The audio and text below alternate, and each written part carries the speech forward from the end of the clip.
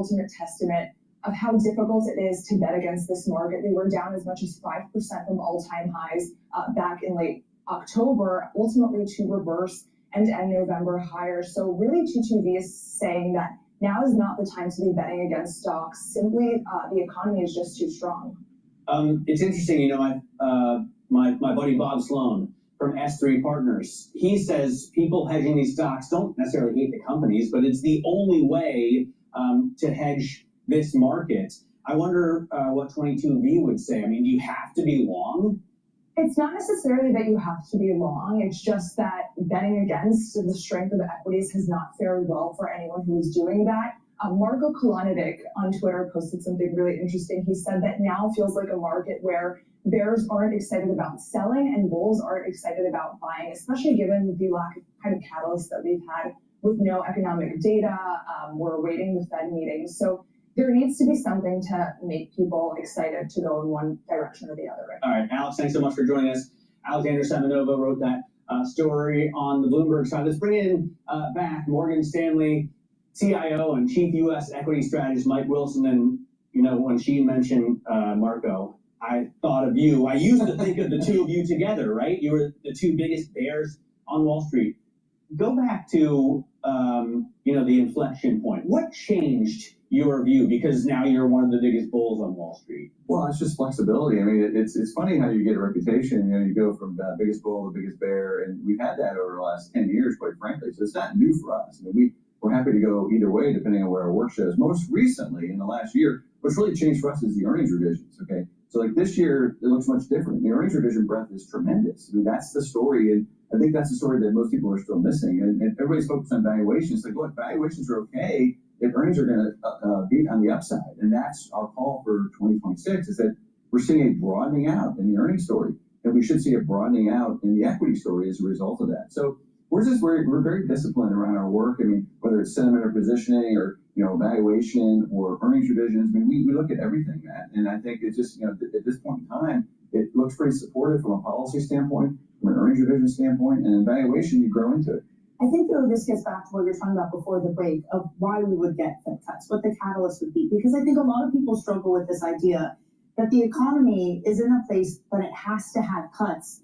And at the same time, corporate America is doing really well. Is there not tension in that? Well, there is, but here's the story. So most of corporate America is not doing well. Okay, just like most Americans have been suffering for the last 3 or 4 years for one important reason. Rates are too high for the average economic participant. This is why the market has been narrow. This is why we have the K economy. Okay, so I think the Fed understands that in order to kind of get the real economy moving again, get high velocity transactions moving in the real economy, rates need to be lower. Now, they need to be a little bit careful with that because it could create a bubbly type situation for stocks.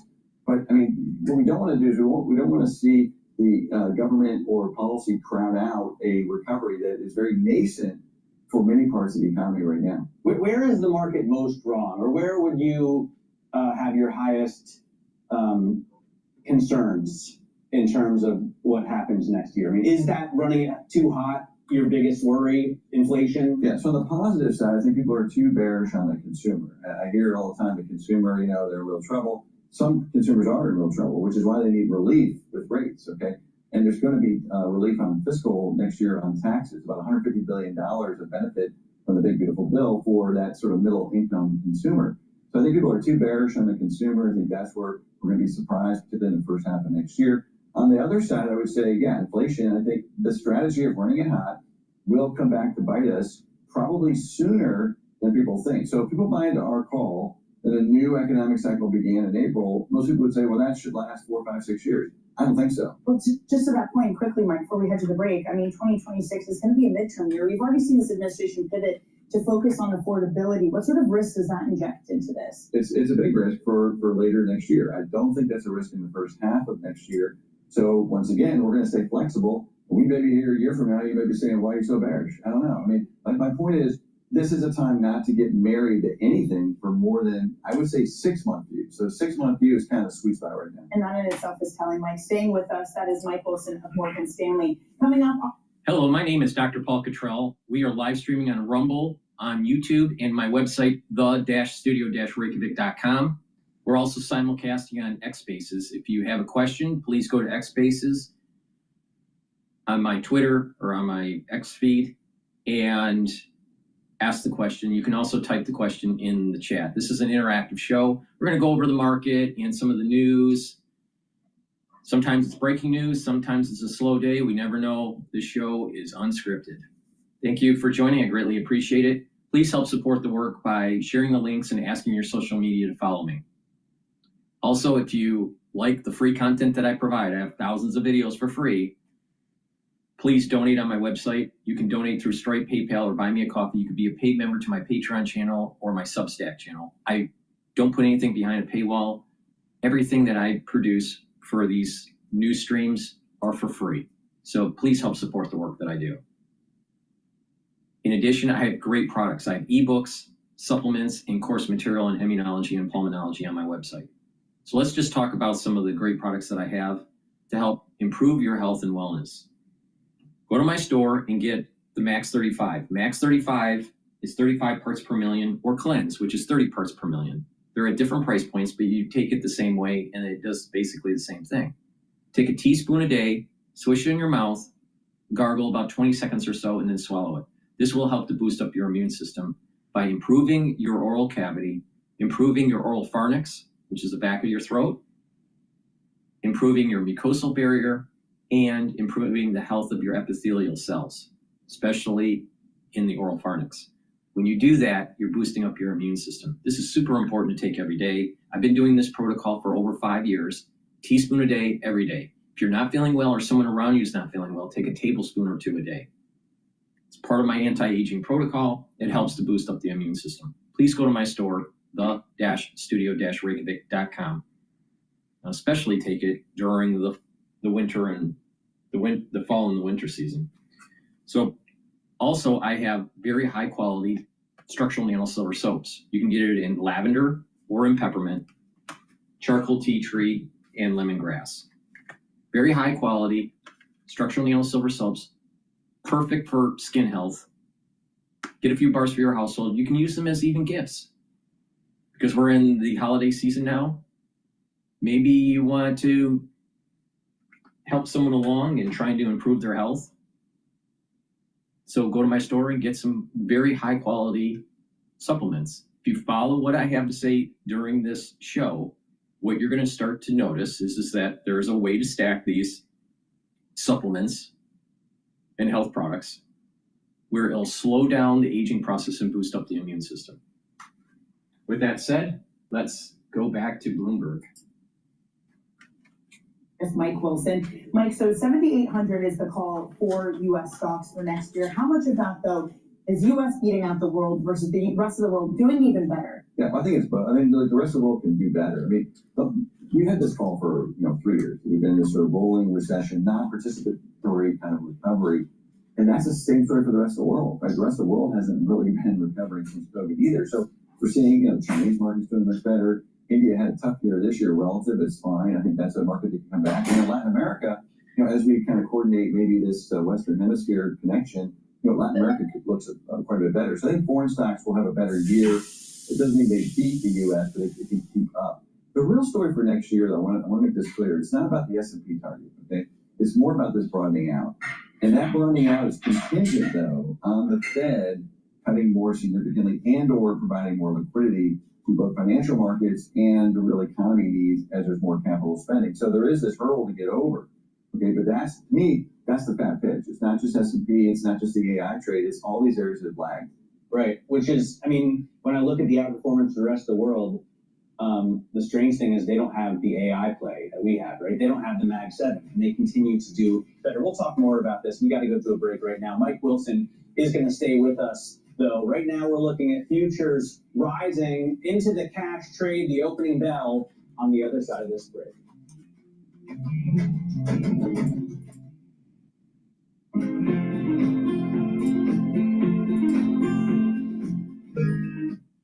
All right, let's play the Fox News about Hegseth setting the record straight on the boat strikes. All right, here we go.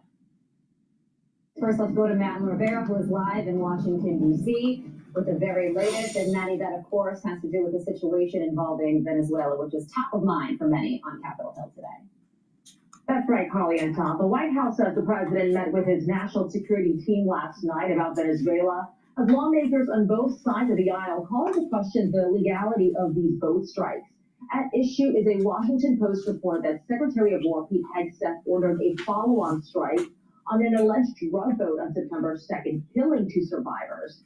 The Post reported the second strike was conducted under Hegseth's initial order to kill them all. The White House is not denying a second strike occurred, claiming it was done in self-defense as they push forward with what they call an anti-drug trafficking campaign. On September 2nd, Secretary Hegseth authorized Admiral Bradley to conduct these kinetic strikes. Admiral Bradley worked well within his authority and the law, directing the engagement to ensure the boat was destroyed and the threat to the United States of America was eliminated. Hegseth was saying on X, let's make one thing crystal clear. Admiral Mitch Bradley is an American hero, a true professional, and has my 100% support.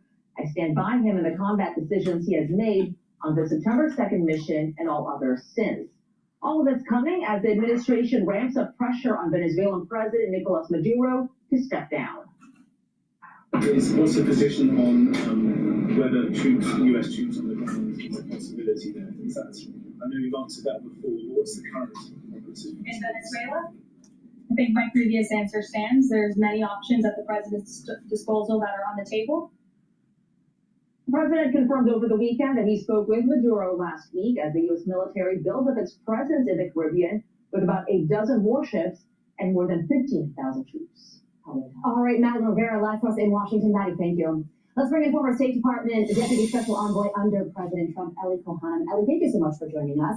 This situation has quickly ramped up with this phone call between President Trump and Nicolas Maduro, where the president reportedly said leave the country, and Maduro agreed only under certain conditions that the president wasn't willing to grant. And we were initially told that our interaction with Venezuela had to do with fighting drug cartels and drugs from entering the country.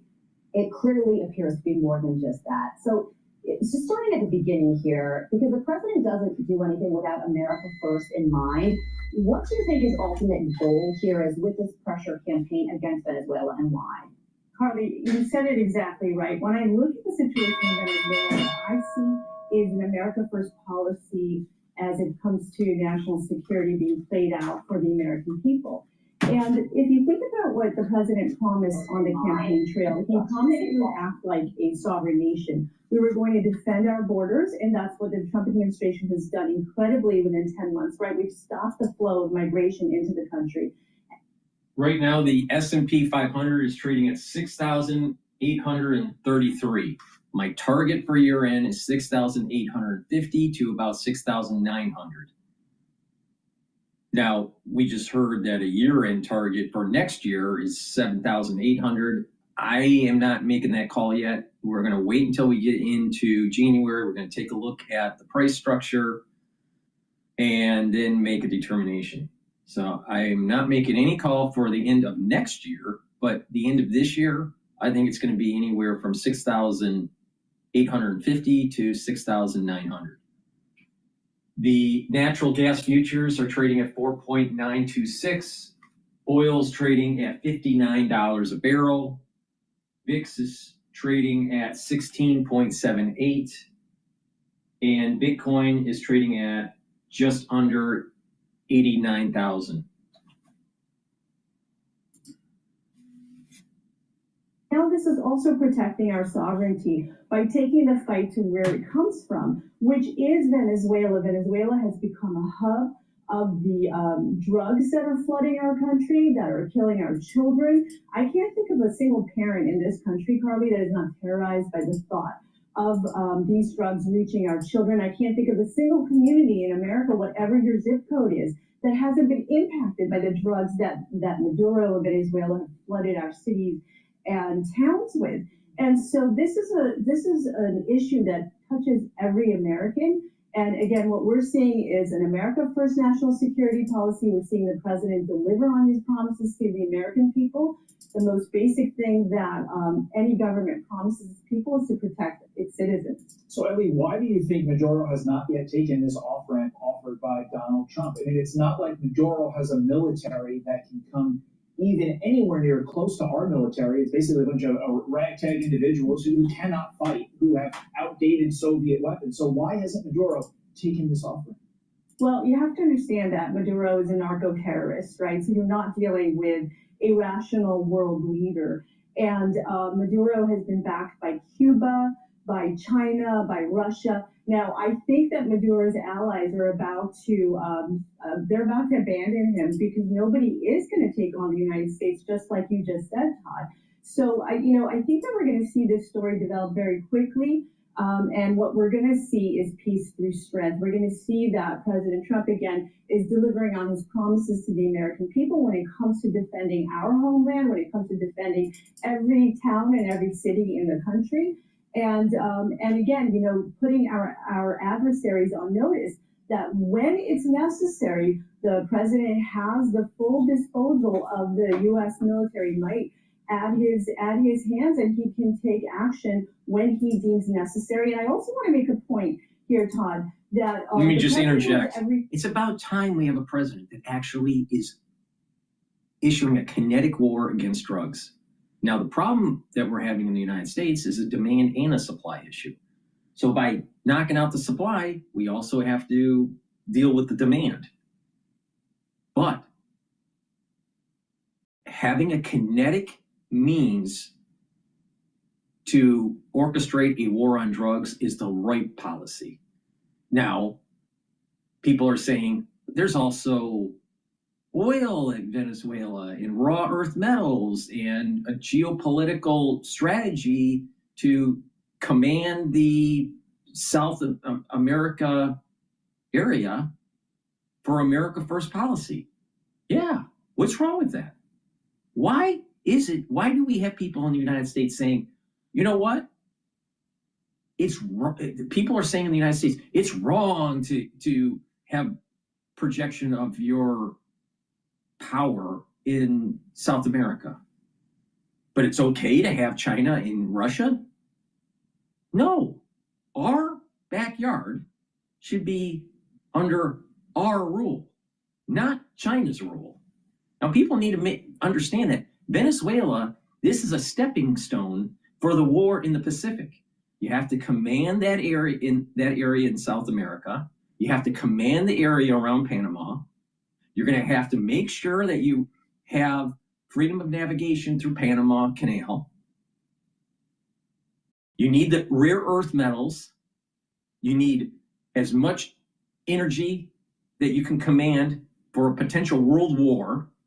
So taking out Venezuela for the benefit of the United States, there's nothing wrong with that. And on top of it, you're stopping the drug running. So I'm 100% for absolutely destroying Venezuela. There's nothing wrong with making sure that we win in the Pacific. And anyone that thinks that this war against Venezuela is just about drugs, you're not paying attention. If you think that this is just about, having some sort of hegemonic power for energy, no. This is a stepping stone for the war in the Pacific. If you don't believe me, start paying attention to the problems that were starting to arise just before the United States became involved in World War II. Start researching what was going on in the energy sector, especially with Japan and as they were expanding their empire in Asia, and what FDR did in terms of embargoes. And then you start to realize that this move in Venezuela is the first piece of a larger strategy against China. Legal rights to do what he's doing right now. We're hearing a lot of noise from the Democrats that would mislead the American people, but let's remember that the Trump administration has, from its outset of coming back into office, They declared both Tren de Aragua as a foreign terrorist organization and now Cartel de Solis. And so what that means is the president is again within. And all this drug running is just all this drug running that was taking place and infiltrating our country. This is the opium wars 2.0. All right. China was weakened because of the opium wars.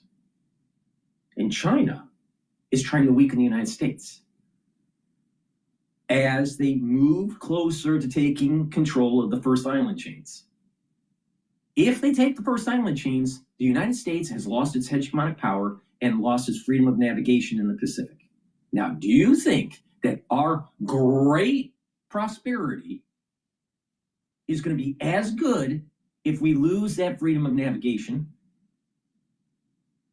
If we lose that freedom of navigation, your way of life in the United States is going to radically change. And that's why this is happening.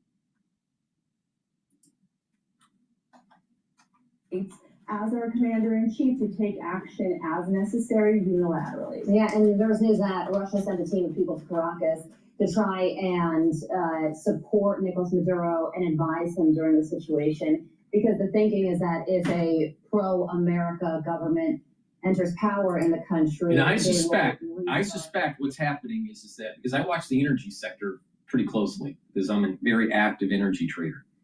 So what I'm noticing is that natural gas is starting to pop up. Now, yes, it's getting into the near the end of the year and cold weather is coming and natural gas futures normally go up. It's trading at 4.9. Now, oil is trading below $59 a barrel right now. It's at 58.75. I think Trump got on the phone, talked to MBS, and basically said, MBS, hey, make sure that you have supply being pumped in the Brent crude market, because when they start striking once the United States starts striking Venezuela, potentially a land invasion, who knows? I doubt it's a land invasion, but we're going to start striking Venezuela. I wouldn't be surprised that it happens this week, maybe next week, but it may even happen tonight. It's probably going to start at night. All right, but it's going to happen. It's going to happen soon. The energy sector is going to pop. So Brent crude is going to go up, probably about $4 a barrel. Now, how long this lasts, I suspect that the missiles and that first strike, the missiles and the bombers, so we have like a naval attack through shooting missiles, and then also Air Force going in and knocking out certain facilities. That's going to be within the first 24 hours. There's probably going to be a sustained hit, probably within 72 hours. Then it'll probably calm down. I think within that 72 hours, you're going to see oil pop maybe $4 or $5 a barrel. And probably what will happen is that natural gas will also pop, maybe $1 per million British thermal units. So I suspect that Trump talked to MBS to try to bring down oil price to buffer the pop that's going to happen when the attack hits. So if it's trading, when we hit possibly tonight, if we hit and it's trading at, let's say, $59 a barrel, you're probably looking at a $64 or $65 a barrel immediately during the hit. So for people that are watching the energy market, watch for this pop. I think it's going to happen. Venezuela oil production, which would, take a dip in global sales and hurt Russian economy. So all of these countries are intertwined. And going to Russia, Special Envoy Steve Witkoff is going to be meeting with Vladimir Putin today. Caroline Levitt yesterday described this as shuttle diplomacy. It certainly appears to be that.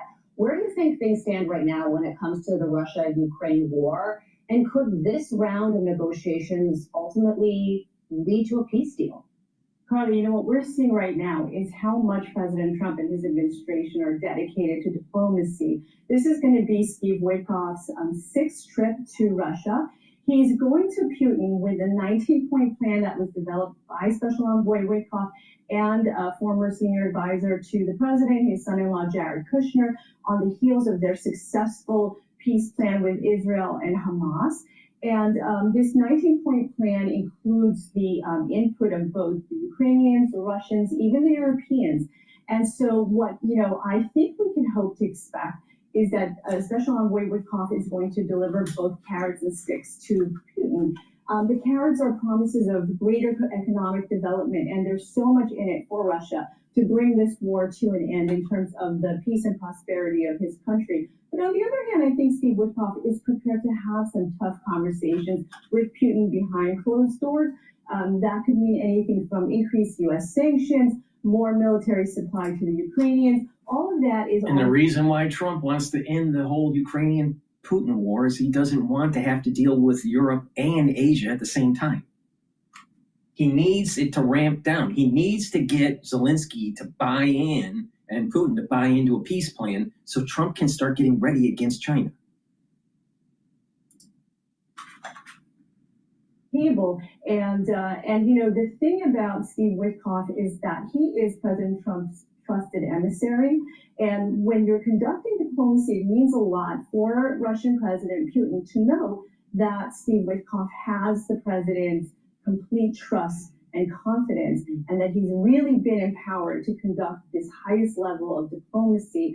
Now, I do think what we can expect is that if Special Envoy Witkoff is able to deliver that message, we will eventually need President Trump to step in, right? Because as we've seen, with 8 peace deals in 8 months, it eventually requires President Trump's sheer force of personality to get across the finish line. You saw my eyes. That's where I was going. This is a key step. The main step is getting Donald Trump in the room or at the table ending this war. All right, we're going to go to a former NATO commander doing the prediction about possible land action in Venezuela. Please go to my store, the-studio-reykjavik.com, and get the Zeolite. Zeolite will help to detoxify your body. And when you detoxify your body regularly, you're improving your immune system and your endocrine system. Your body will just perform better, and you'll have better brain function. All these toxins that start to build up in your body over time affects all these different organ systems. You want to get rid of these toxins. So Zeolite will bind to heavy metals, toxins, and chemicals and allow you to urinate them out within 6 to 8 hours. Take 3 small drops underneath your tongue, drink filtered water, do that every day. It's super simple. Go to my store, get the Zeolite. This is a great way to get healthy. In addition, drink filtered water, stay away from processed foods because it has a lot of chemicals in it. And take a look at your environment. Take a look at your basement or your garage or the cleaning supplies in your closets. Get rid of them, or if you have to have those types of cleaning supplies, put them in double layer containers. And when you do that, you're preventing degassing and breathing small concentrations of these chemicals. Because these chemicals you breathe in and it affects your endocrine system and your immune system. You want to get rid of them. So please go to my store, get the Zeolite. It's very important, all right? And if you do this regularly, you'll also slowly get rid of those PFAS chemicals. So please go to my store, the-studio-reykjavik.com. Use discount 5, you get $5 off any order. Spend $100 or more, you get a free gift until supplies last. And you are going to need that free gift for the winter. All right.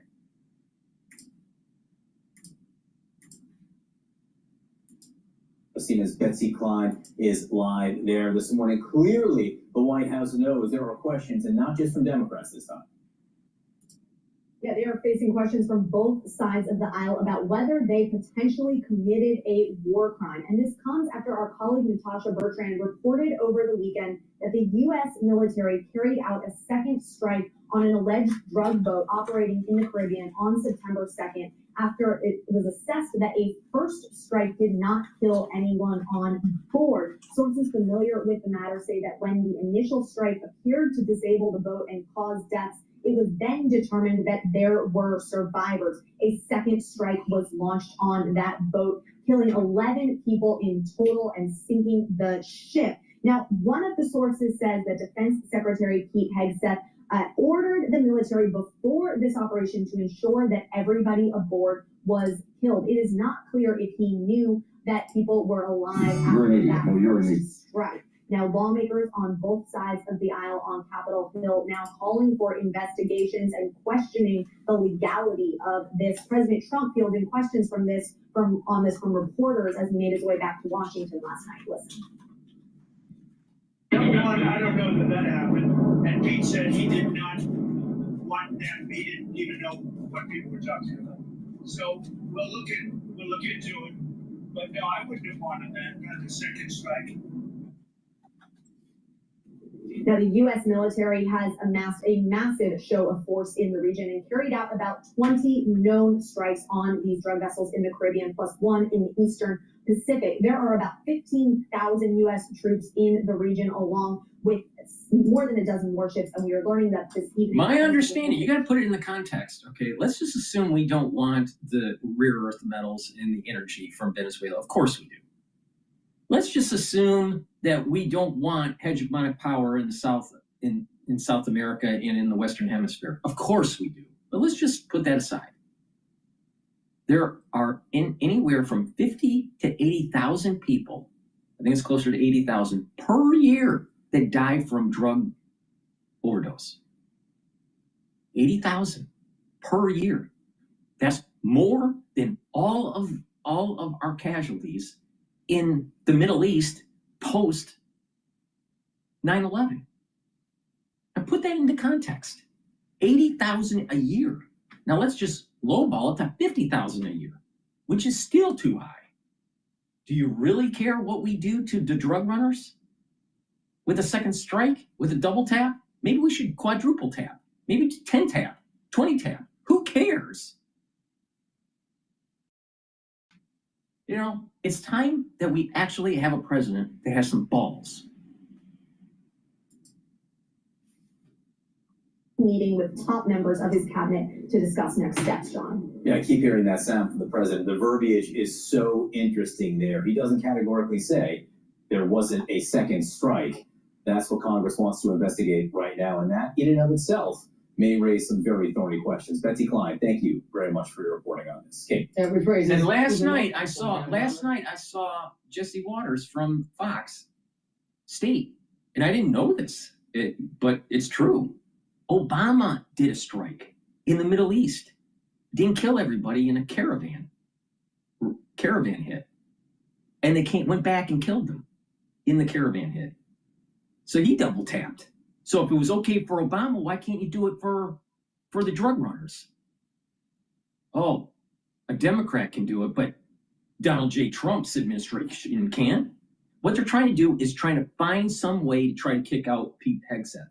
Why? Because he actually told the generals, get in shape, put on your war face, and start killing. And you got a bunch of liberals going, no, we got to have a peaceful Defense Department. What? What? This is how you lose your empire, by having a bunch of wusses that have a bunch of participation medals on their uniform. These generals haven't won a war in a long time. Korea wasn't won. Vietnam wasn't won. Do you think Iraq and Afghanistan we won? What war did we win post-World War II? None. Zero. Zero.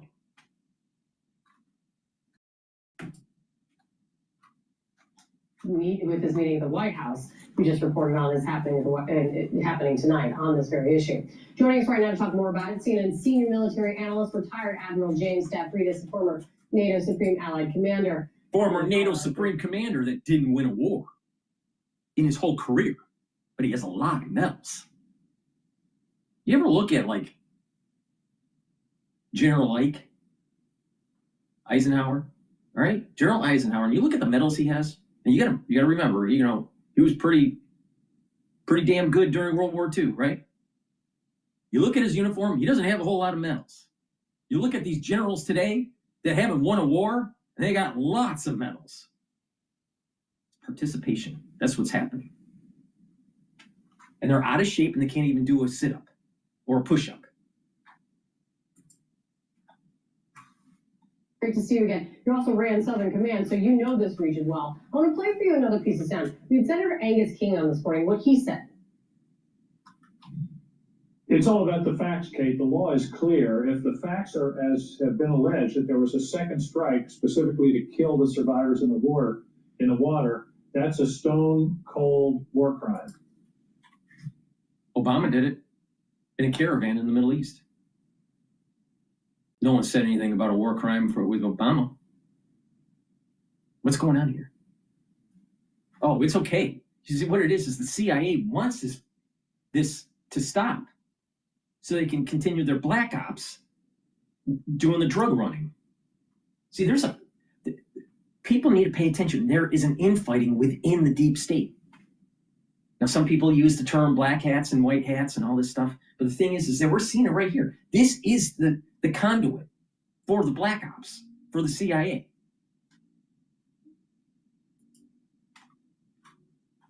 Well, are we looking at a possible war crime, and who gives that order? Who would know? Yes, I think Senator King is exactly right. I think the president is right when he says he would not have wanted that. I can't imagine any American would want us to machine gun survivors in the water. This is the functional equivalent of that. World War II, the Nazis did that. We didn't do that.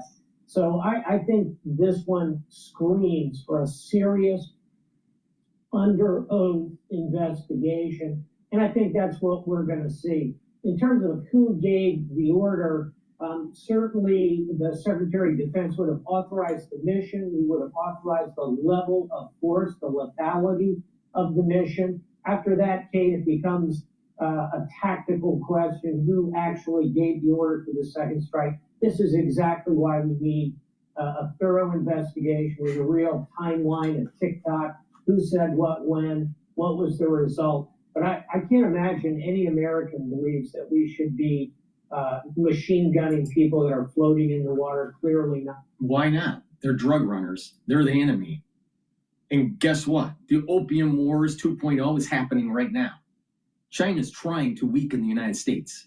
Don't get that wrong. They're doing it on purpose.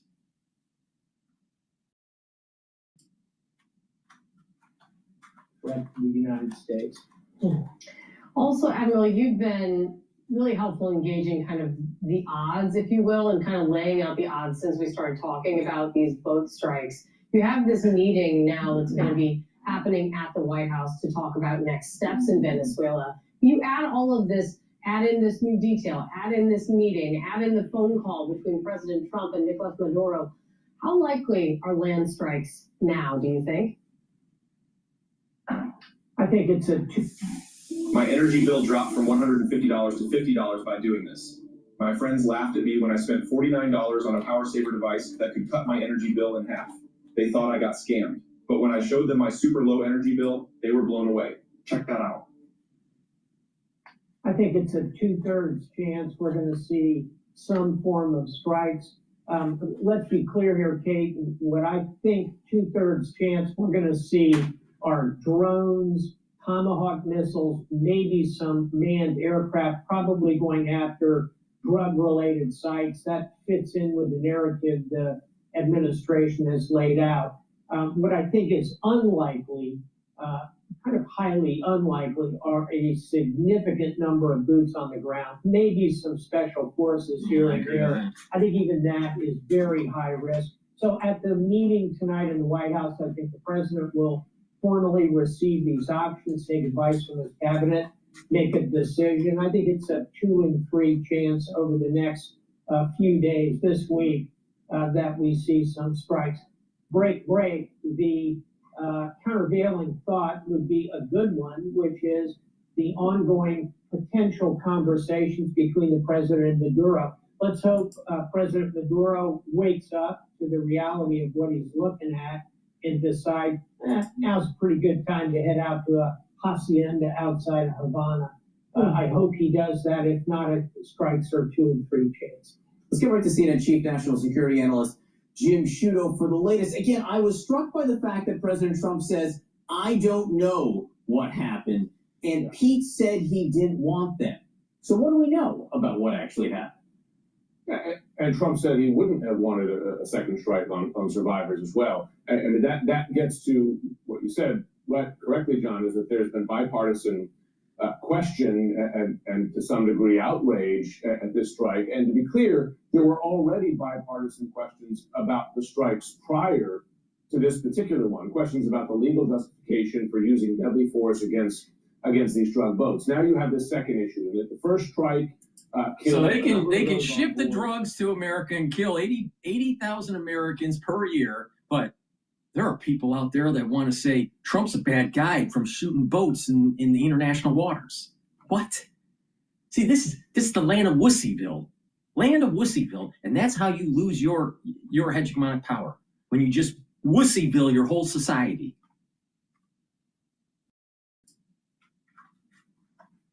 Not all of them, and that U.S. forces carried out a second strike to kill the survivors. That's key, because the law of war is such that not only do you not kill the wounded or the survivors of a strike, but you have some obligation to give them medical care. And if folks at home are watching this and saying, oh, but they're alleged drug dealers, etc., I mean, go to the Vietnam War, the World War II. U.S. medics provided medical care to wounded soldiers of enemy forces. Yeah, and Obama did a double tap on terrorists in the Middle East with the drone strike. Why isn't Obama under war crimes? Oh, Obama can do it, but Trump can't.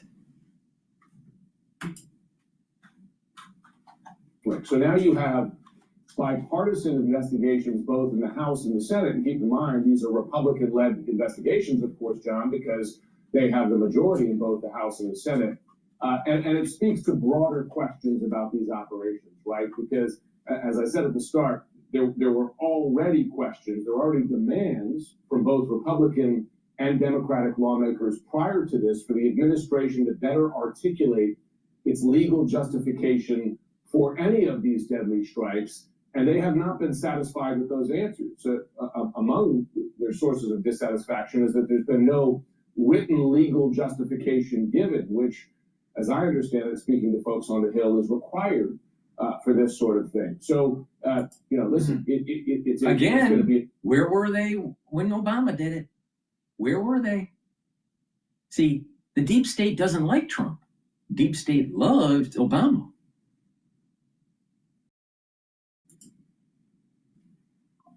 Major issue for not just this administration, but also the Defense Department as these investigations go forward. Yeah, and again, as Senator Angus King just said, the facts will largely dictate this. If there was a second strike, if there was a strike on survivors, that in itself may cross a line there. Then the question is, who authorized it? These are questions that will, I think, be answered over time. Jim, meanwhile, President Trump, we're learning, had some conversation with the Venezuelan leader, and this is happening sort of separate from this but connected. The Venezuelan leader, Nicolas Maduro, what's going on there? So President Trump acknowledged that he had a phone call. He didn't describe the phone call, and he wouldn't say whether it was a good or a bad one. He said it was just a phone call similar from Venezuelan officials. They won't say what was said or whether any progress was made there. But I think, John, that this is part of, it's become sort of standard to this whole Venezuela military buildup, right? That you have a buildup, but then you have a phone call. You have the president over the weekend saying, consider Venezuelan airspace closed, but then saying, hey, don't take that to mean that U.S. strikes are about to follow. There's been a theater quality to this operation, right? Because you have a good fifth of the U.S. Navy right off the coast of Venezuela right now, a force commensurate with at least the possibility of ground operations or even an invasion, which hasn't been used. And it seems that the administration's hope is just the appearance of that force, and threats like we're going to close the airspace will be enough to push Maduro from power. That hasn't happened yet. There were questions over the weekend because Maduro hadn't been seen publicly, but then he showed up at a public event there. So he certainly hasn't left yet. It raises another question, John, right? Like, what is the actual goal of this? Is the U.S. on the verge of major military action in Venezuela? Or is this for show, hoping that show of force is enough to force them from power? We just don't know. But we do know they're talking. What was said in that call? Was it an invitation to leave the country? Perhaps. we haven't seen Maduro take that yet. These are questions that members of Congress themselves are asking right now. Jim Sciutto, great to see you this morning. Thank you very much for your reporting on all this. All right, let's go to Fox about killing Americans by the Chinese.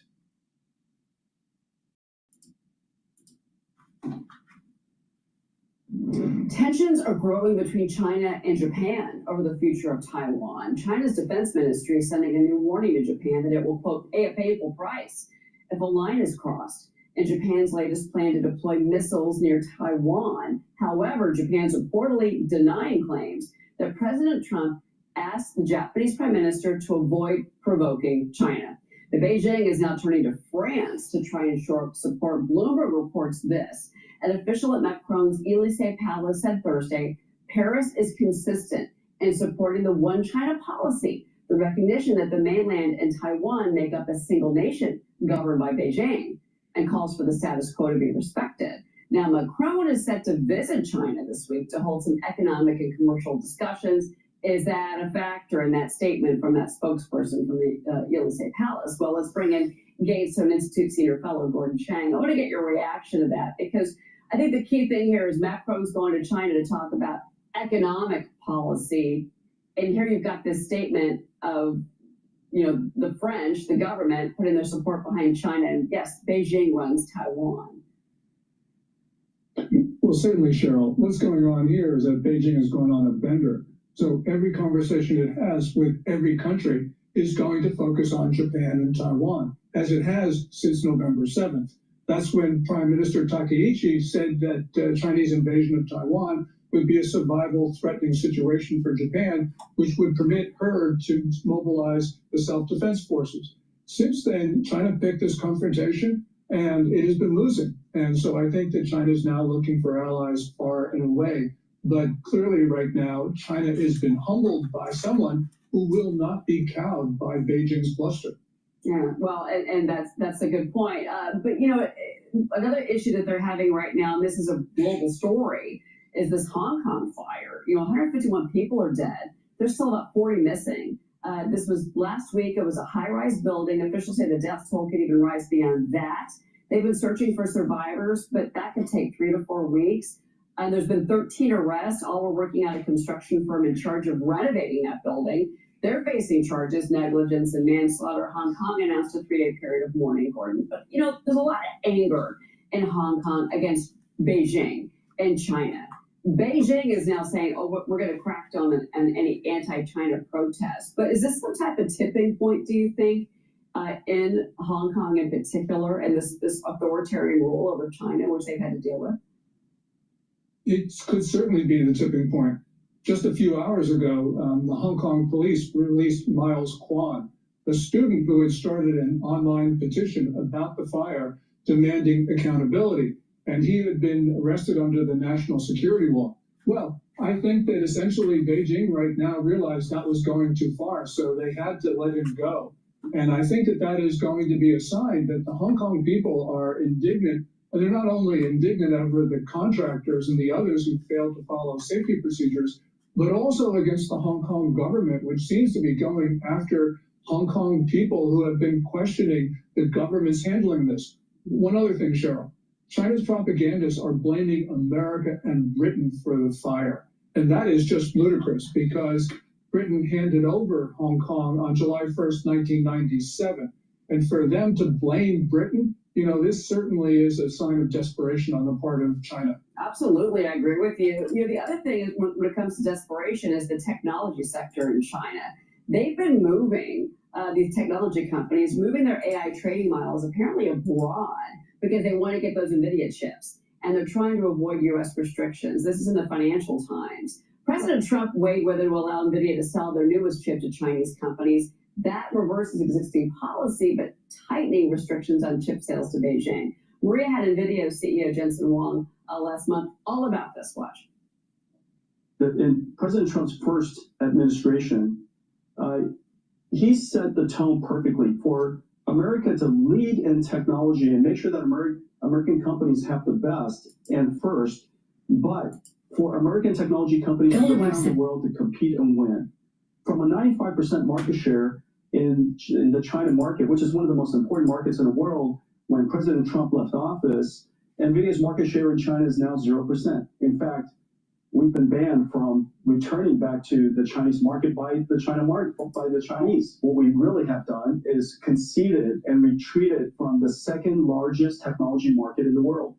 And President Trump sees that. We underestimated China's ability to accelerate their indigenous technology industry. They manufacture now millions of AI chips. It is very clear now their military doesn't rely on American technology. Gordon, react to what he just said there. Almost nothing is correct. First of all, what we have seen is both Alibaba and ByteDance go to these Southeast Asian data centers so they could use NVIDIA chips. And we saw DeepSeek, which doesn't use NVIDIA chips. It is not able to come up with its R2 model, which had been expected last August. And that shows you that China desperately needs American chips. Now, the reason why this is important is because these chips are being used by the Chinese military to develop weapons to kill Americans. And it is not only strategically wrong for America to sell advanced chips to China, but it's also morally wrong. And Jensen Huang will say anything to be able to sell chips to China that can be used against Americans. But I think common sense. He's totally right about this. Chan is totally right about this. Jensen Huang from NVIDIA, all he cares about is the shareholder value and selling chips. He doesn't care. He doesn't care about this issue between the United States and China.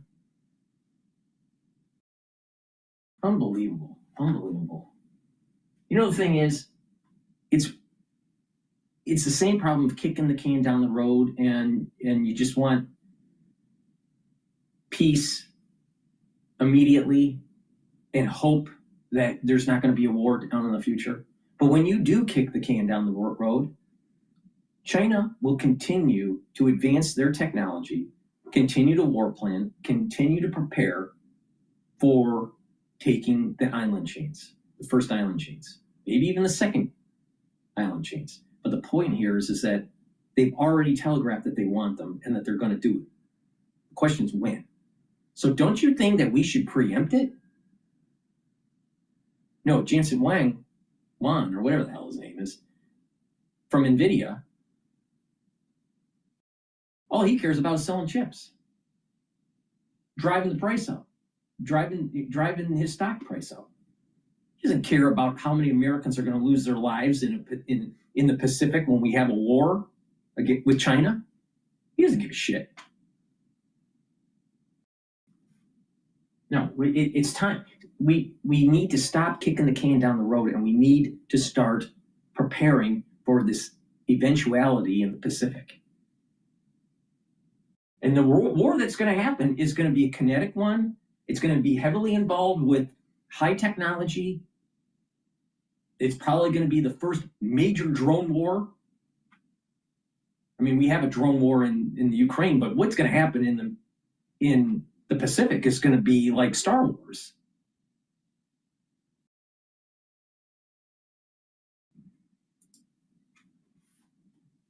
Just will not permit that. And I hope President Trump does not allow the sale of more advanced chips, especially ones on the Blackwell architecture, to China. Now, real quick, what Trump should say is that what Trump should say is there's a forbidden city, and there is a life-appointed dictator named President Xi running the show in China.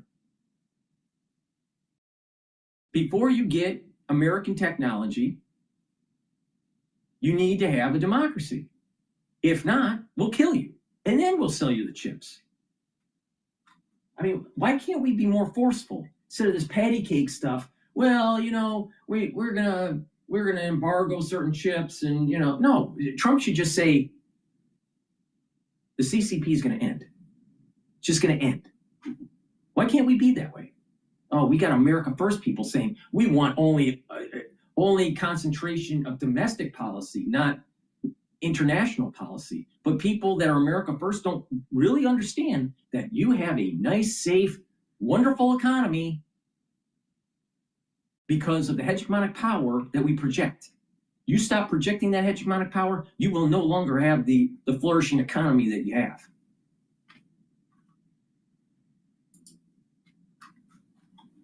Gordon, you have been very critical and rightly so about China's economy, showing that it really has been under pressure, slowing down and stuff. And yet their stock market has had a banner year. Is that because of their AI breakthroughs, or how do you really explain that?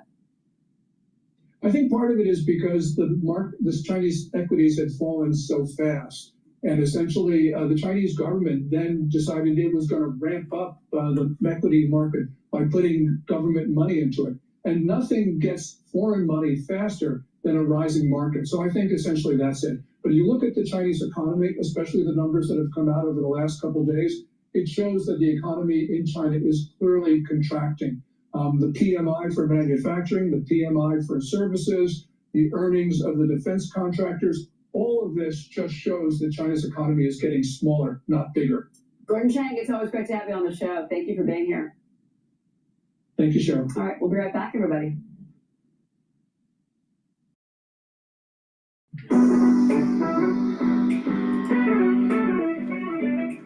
All right, we're gonna go to well, something's going on with crypto here. There's a little bit of a surge in Bitcoin at 91,000. Let's listen into Bloomberg here. Next year, there was really nothing wrong.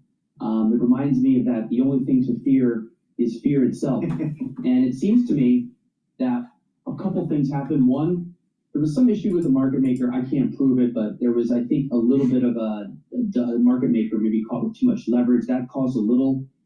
And then a lot of these OGs who have been in Bitcoin since like 10 years ago, and now they're older, they probably want to like do adult things like buy a house or something. And I think a lot of them saw the 110,000 to 120,000 start to be a range, and it wasn't going to go any higher. So I think there was like what we call the silent IPO. A lot of them were like, okay, I'm going to cash out. And that sort of, I think, put a ceiling on the price. The ETF investors have held up their end of the bargain, though. I mean, there was a $3 billion of outflows in the past month, but that's after a 35% decline. And that's only 3% of assets. So they're holding up, all told, $22 billion into the Bitcoin ETFs this year, which is a lot of money. So a lot of the sell-off is, as I tell the crypto natives, the call is coming from inside the house. They try to put it on the ETF sometimes, but this is not the boomers. This is them. And I think, well, Bitcoin does this. It has these steep sell-offs. So we'll see where it goes from here, but it's certainly not the year a lot of people expected. Eric, we're really seeing the perils of retail. Well, a lot of people were saying that Bitcoin was going to be at $250,000 by year end. That's not going to happen. All right. But they also said, and even Donald J. Trump Jr. was saying that Bitcoin was going to be at like 150 or 175. It's below 100. Now, a major holder of Bitcoin is Strategy. And they're leveraged, all right? They borrow money to buy Bitcoin. If it gets to the point where Bitcoin stays below 80, they're going to have to liquidate. Well, if they liquidate, there's going to be a lot of Bitcoin on the market. If there's a lot of Bitcoin on the market, the price is going to drop. It's going to go from 70 to 40 to 20. So you got to really pay attention to this. It's unstable. It's unstable because of the whales. And the ones that were retail investors that were going into ETFs, the ETFs are getting outflows because it's not a stable trade. It's too volatile because of the whales. There's too much market manipulation on top of, calculations, the ability to calculate faster with quantum computing and all this stuff. All right? Be very, very careful with Bitcoin. It's very volatile.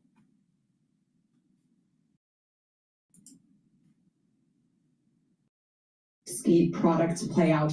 Do you think that the industry has gone too far by offering them to mom and pop investors? Yep. So I don't think so. I think Bitcoin has paid its dues. If you know, the one thing about Bitcoin I think you have to respect, and I did before I really learned more about it, I always respected its ability to come back from near-death experiences. Because if you look at tulips or beanie babies, which it gets compared to, they were one and done. The only reason is the whales are coming in. It's not liquid. It's not a liquid market. So when it starts to drop, then you know the forever Bitcoin holders, they come in and buy. Now think about the strategy. Think about the strategy that Strategy has. All right, what's their business plan? To try to corner the market in Bitcoin. Well, if they corner the market in Bitcoin, they're trying to create themselves as a Federal Reserve. They're trying to create themselves as a reserve.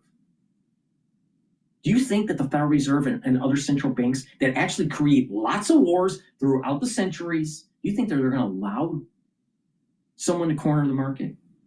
No. No. On top of it, just assume that the central banks don't prevent that cornering of the market that Strategy has.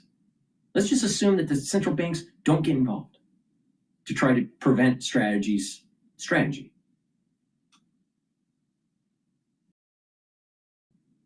Think about a liquid market. If you have someone hoarding, do you have a liquid market? Anyone that tries to hoard assets doesn't create a liquid market. And when they start dumping, it creates a behavior that's asymmetric. And what starts to happen is there's a big sell-off.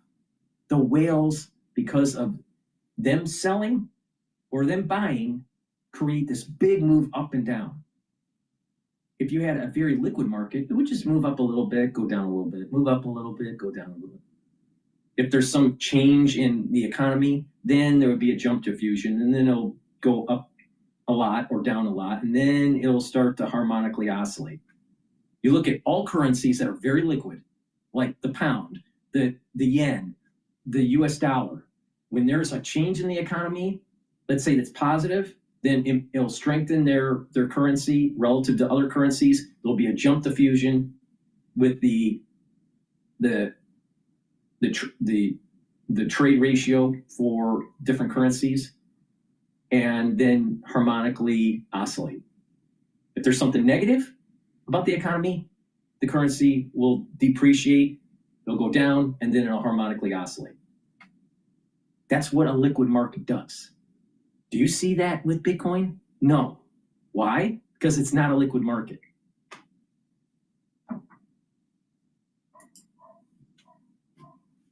We're now at 16 and a half. This is good.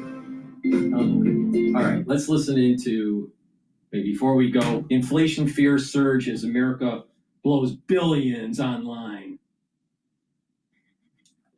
All right, let's, please go to my store, the-studio-reykjavik.com, and get the magnesium and zinc and the vitamin C and magnesium. Magnesium is super important to help the efficacy of vitamin D3.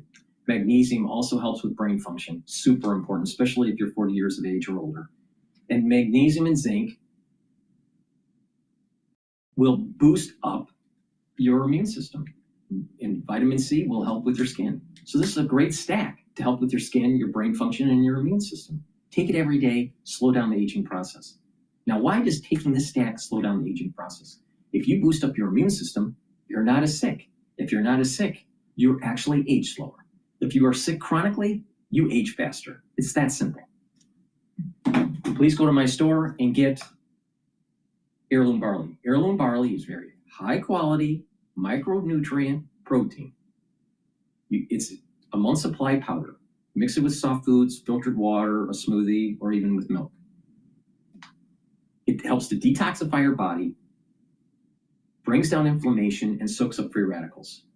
And when you do that regularly, you're actually improving your immune system and your endocrine system. Reducing inflammation and detoxifying will help with your brain function, help with the health of your neurons. by bringing down inflammation at the vascular level is going to help to reduce plaque formation. So by taking this, you're actually slowing down the aging process because it's about detox, bringing down inflammation, soaking up free radicals.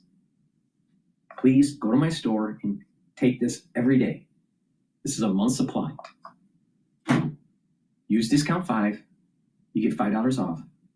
If you spend $100 or more, you get a free gift. And that gift you're going to need for the winter season. Trust me.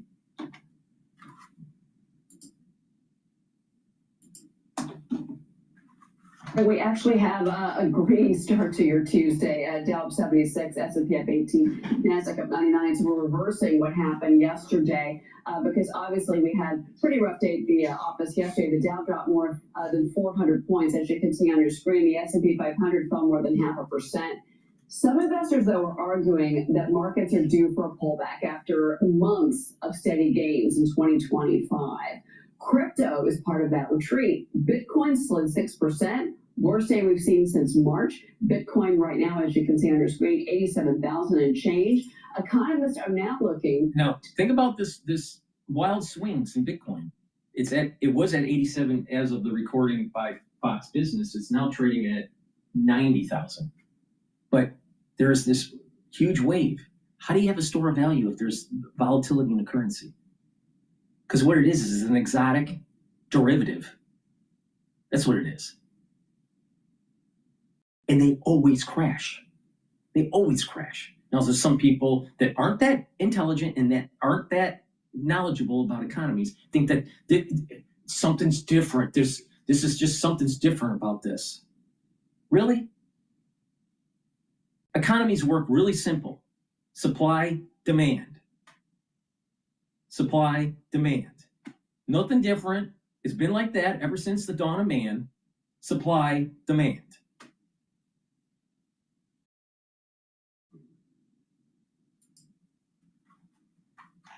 American consumer. Salesforce saying that Black Friday online spending nearing $12 billion. Cyber Monday shopping set to rake in at least another $17 billion. Then there's a new survey finding that Americans are more likely to believe President Trump's economic agenda has raised prices rather than lowering them. Joining me now, former Chrysler and Home Depot chairman and CEO and Accelerate LLC founder and CEO Bob Nardelli. Bob, it's great to see you. Good morning. Good morning, Cheryl. Thank you for having me on. Yeah, so let's start with the state of the consumer. Looking at these numbers on Black Friday and then again Cyber Monday, which is the latest numbers we have, $9.1 billion was spent online yesterday, according to Adobe Analytics. That's a 4.5% jump year over year. So what we're saying Americans are spending, how do you interpret this? Well, I think we need a really good AI agent to try and figure out this consumer, Cheryl, because exactly your opening comment. You know, we hear a lot about affordability, a lot about. No, you don't need an AI. No, you don't need an AI agent to understand the consumer. What you need is people to actually get off their fucking phone so they can rewire their brain correctly, so they can think. See, the big problem is that everyone's on social media and they become stupid. And even supposedly the experts, and this guy that she's talking to used to be the second guy for GE under Jack Welch. They didn't elevate him, and so he went to, I think it was Home Depot to run it. He's just one of those MBAs, Jack Welch MBAs.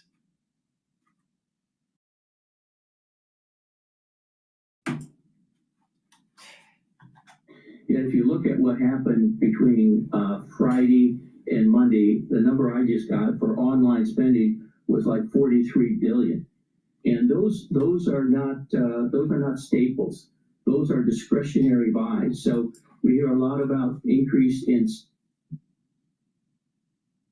my previous videos, I think it was 2 videos ago, maybe 3 videos ago, most of the money is going to clothes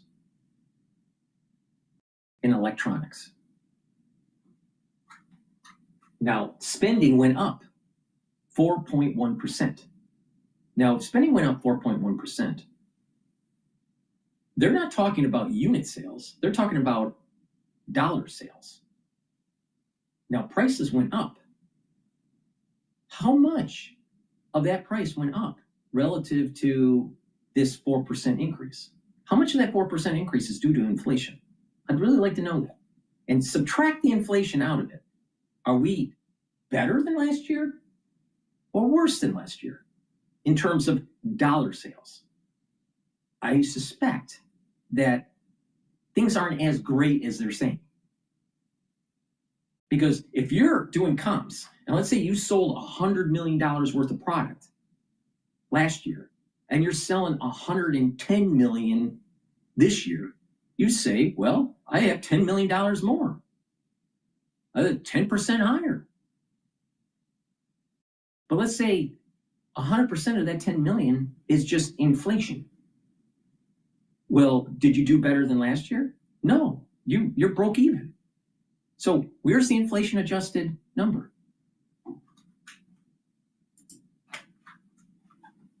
Both food, petrol, energy, and so forth. But I don't know, this consumer has really come off their sofas and really spent a ton of money, over $43 billion, just online in the last 4. And a lot of people are buying this on credit. Well, what's going to happen in January and February when everything starts to come due?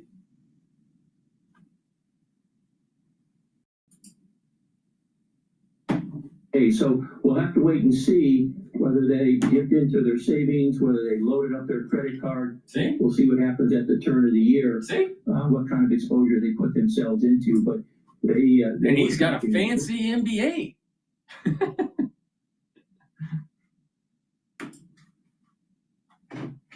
Very heavily these last 4 days online. And Bob, what is so interesting in this poll that I mentioned? This is a Yahoo YouGov poll. This is late November. 49% of respondents said that President Trump has done more to increase prices. 24% saying he's done more to lower prices, and then 17% about the same. So you see these Americans spending in first blush of what we've gotten over the last 5 days. I'm going to go over to Bloomberg here. They're talking about the holiday momentum builds for online sales. Let's just listen in. This dovetails into what we were just listening to. Maybe there still could be some impact next year.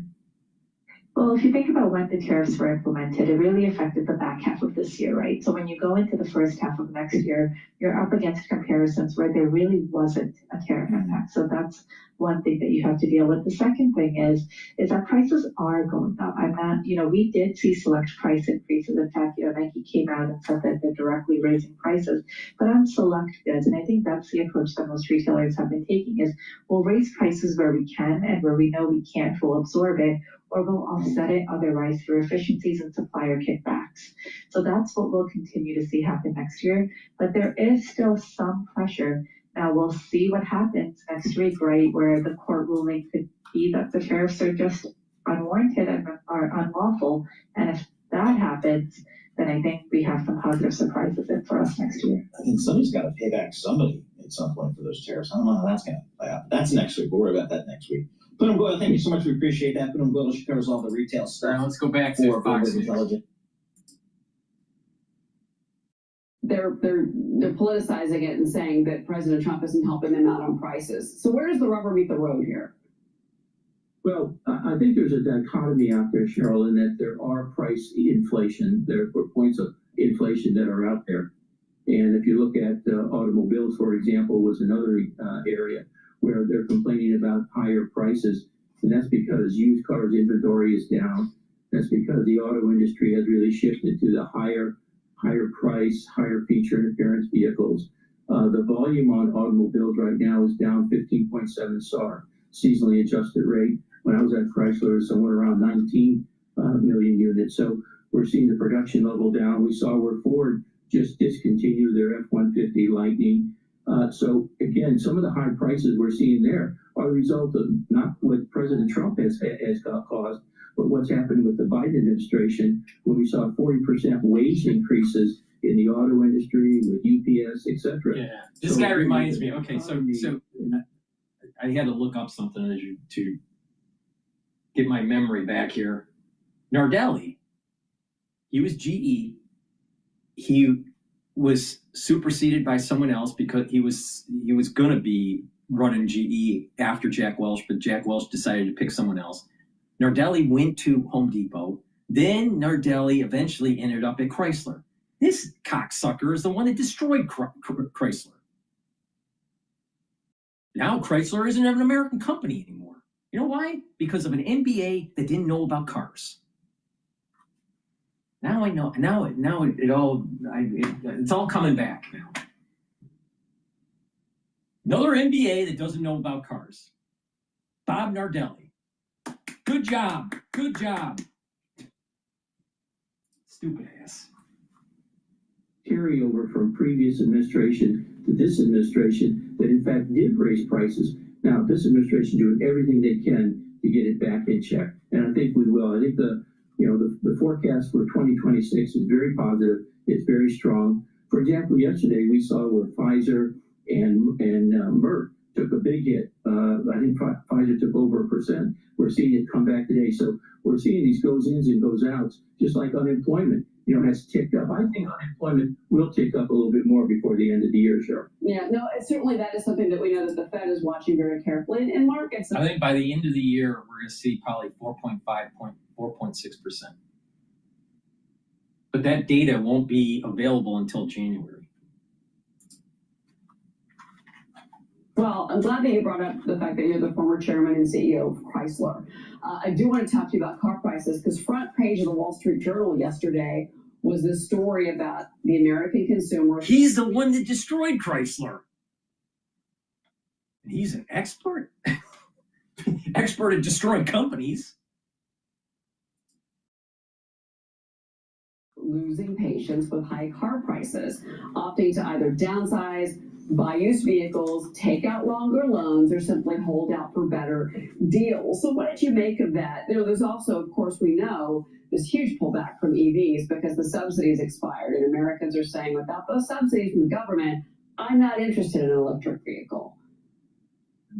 Well, let's pick up where you left off there on EVs. When's the last time you heard people complaining about charging of EVs? It used to be range anxiety, then it became charging anxiety. And today, every available electron is being funneled towards data centers.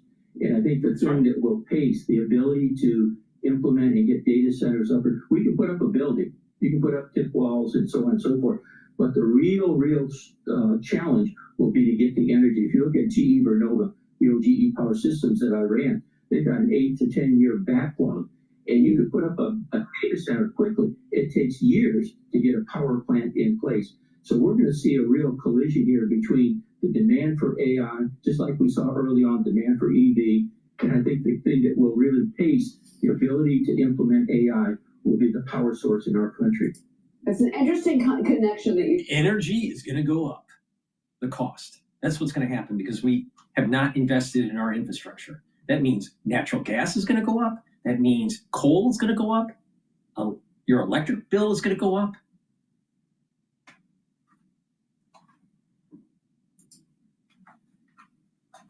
Between these AI data centers and and also too under the Biden administration, what we saw was this promise of these hundreds, maybe a couple of thousand these charging stations, and it just never materialized. So that was. Have you noticed he's only focusing on the energy component to this?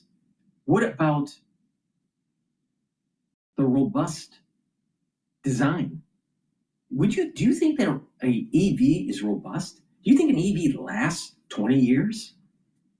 15 years? 10 years? No, not even close. The batteries don't last. The cost to change them is too expensive. $10,000, $20,000. It's designed to be a throwaway every 6 years or 4 years. So overall, it is more cost effective for the individual and for the society to actually have either a hybrid powertrain or a combustion powertrain. But 100% EV doesn't make sense. It doesn't make sense in terms of the total cost. From buying it to servicing it, extending the life of it, It doesn't make sense. Combustion engines will last more than 100,000 miles. If you take care of it, you could easily get 250,000 miles on it. With some repair. Try to do that with an EV. Try to have an EV. Talk to someone that has had an EV for 6 years. What kind of problems are you having? Especially if they live in an environment like the Midwest, or even the East Coast, like Northeast, where there's temperature gradients between the seasons. How's it working for you? Probably not so well. I just can't take it anymore.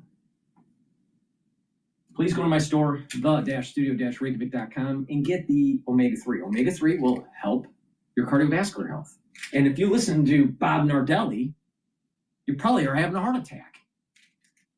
So please go to my store and get the omega-3. This will bring down inflammation, help with your lipid profile. And when you do that at the vascular level, you're reducing plaque formation. So you don't have a heart attack listening to Bob Nardelli, because he's the one that destroyed Chrysler. Omega-3 also reduces the stickiness of your red blood cells to reduce overclotting. So please go to my store, take the omega-3. This is super important for cardiovascular health. There are a lot of people in the United States that have cardiovascular disease. You need to help your vascular system, and that's through diet, exercise, and proper supplementation. And if you're 40 years of age or older, take Myotrol, male or female. This has polyphenols, flavonoids, and lignans to help with the gene expression to build muscle and maintain muscle. It also helps your mitochondrial health, so you have the ATP to maintain the muscle. Do some resistance training, take the Myotrol. This is going to reduce atrophy. It's going to help you to build muscle. If you're an athlete, younger or older, you will benefit from Myotrol also to help build strength for your sport. Take Myotrol. Now, when you're doing your resistance training, here's a little pro tip. When you're doing your resistance training, make sure you do back exercises. Build up your back muscles. What that will do is it'll improve your spine, your posture. You'll get better blood flow, venous flow back to your heart, so your cardiovascular system will improve when you have better posture. When you have better posture, you will also have better lymphatic flow, so your immune system will perform better. You'll have denser vertebrae for your spine. So it's really important to improve your back muscles. There's lots of different exercises, rowing exercises, and if you're standing and your body is like this, and you have some weights hanging from your arms, right? And the weights are hanging like this, and just go up, right? And then you can also, if you're hanging like this, you can have the weights down here, and then you lift the weights this way, and it'll build up some of your back muscles. But it's really important to build up back muscles, especially if you hit 40 years of age. So please take my advice, get the Myotrol, and get the omega-3. This is a great stack. This is helping your muscles and stopping the atrophy. And this is going to help with your cardiovascular health. Please go to my store, use discount 5, you get $5 off any orders. And if you spend $100 or more, you get a free gift until supplies last. Happy holidays.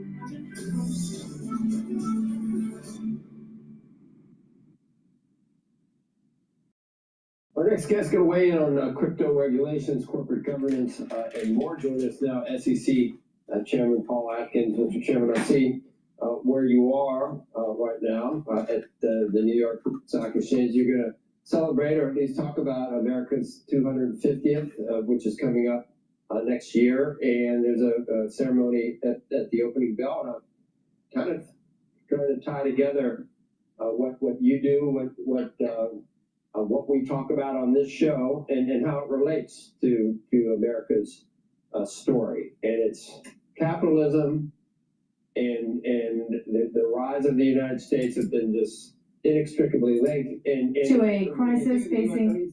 I think freedom, free, because it was such a novel concept. Liberty, when it happened, and we're talking about free markets. It just goes hand in hand. It does. It does. Thank you very much, Joe, and thanks for having me today. So I'm really up here in New York today at the New York Stock Exchange and later on at NASDAQ to really celebrate what you're talking about. We have the 250th anniversary. I've been on the floor of the New York Stock Exchange multiple times. It's pretty cool. The sad thing is, it's a shell of itself because everything's becoming computerized. The data centers aren't even in New York, they're in New Jersey. And Wall Street's ending up becoming a museum. Welcome to America. Signing of the Declaration of Independence next year, which, like you say, is all about liberty and individual freedom and the right to be secure in your property and to pursue happiness. But the thing is that the capital markets have been the engine behind the development of all sorts of innovation, investors risking their money for entrepreneurs to develop their products. And America, in fact, was an investment before it was a nation, because the English investors, British investors, put money into trying to start settlements, North Carolina, which didn't work so well, but then came others at Jamestown and afterwards. And so they risked their money to eventually build the nation that we have to celebrate today. Right. So philosophers.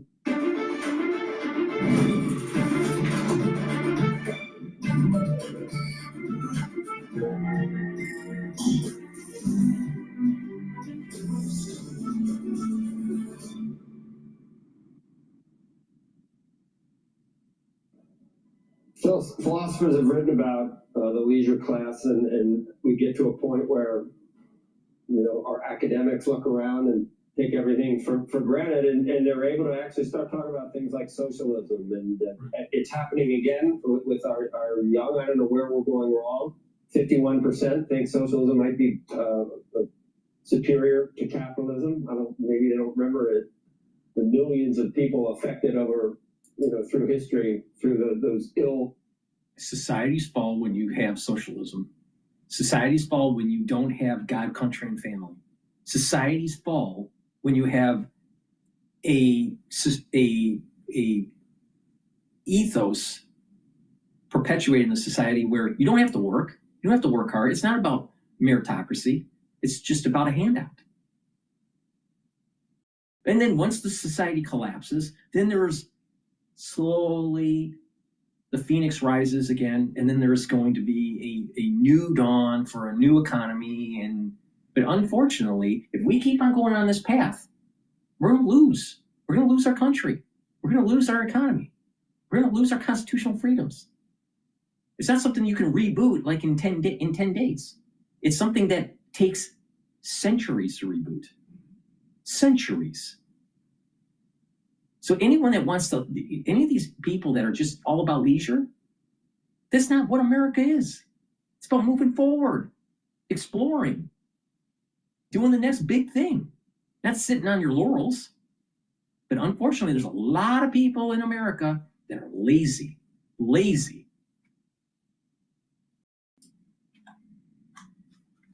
Conceived notions. What are we doing wrong, Mr. Chairman?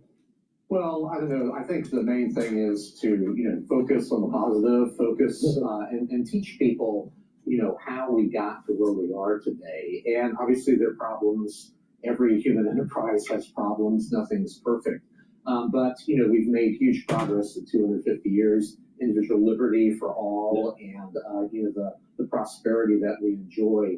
And that again is because people are investing their money because they see a possibility of profit, yes, but also it lifts all boats. My law professor, when you're in business school, you have to take business law. So one of my law professors stated, and this is so true, to control the society, for a society to be peaceful and hardworking, you have to buy a home.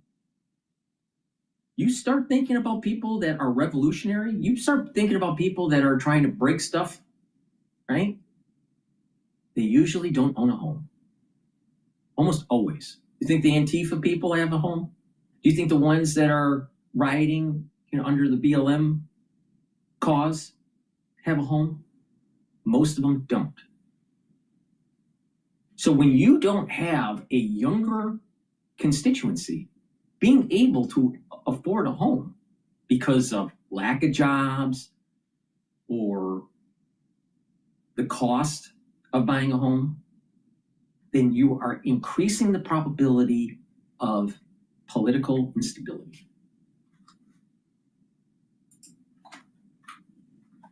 The developments that come out of risk-taking are huge, that we've developed over the years, airplanes now looking at space and maybe colonizing Mars and things like that. So risk takers are there, and young folks are taking risks as well. So I wouldn't so much focus on on the isms as much as what is driving our forces. And so here, with respect to the United States capital markets, I want to make sure that we're modernizing our rule book, making sure that we are keeping pace with where we should be as far as ease of raising capital. We today have more or less half the number of public companies that we had 30 years ago.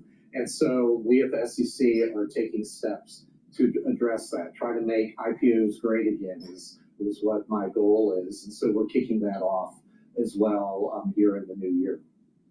Mr. Chairman, we've talked a lot lately about how gambling and investing are blending in some ways. You see it with the gambling sites, you see it with predictions markets, and I realize that's the CFTC, not your purview in terms of the prediction markets. But we even talked yesterday with Amy Silverman, who just talked about how you do see much more activity in these future markets on things like options and puts that expire within a day. But what's your thought on that? Because your job is to make sure that investors are protected. Is there too much of a blend between investing and gambling, or do you think this is something that's manageable?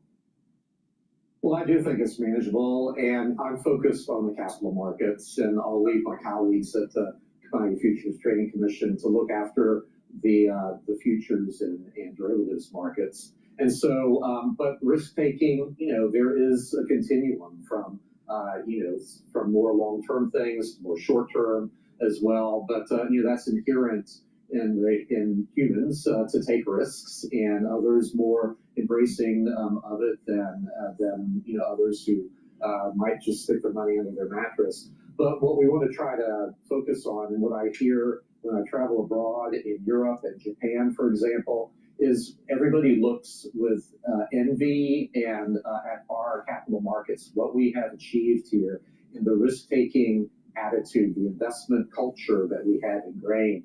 And that really is lacking in other cultures. And so that is the thing that is a great asset for the United States that has built our capital markets and has provided capital for entrepreneurs to build towards their dreams, and then to have their investors share in those in building those dreams and making products that people want and people need, and people have to have stake in the game.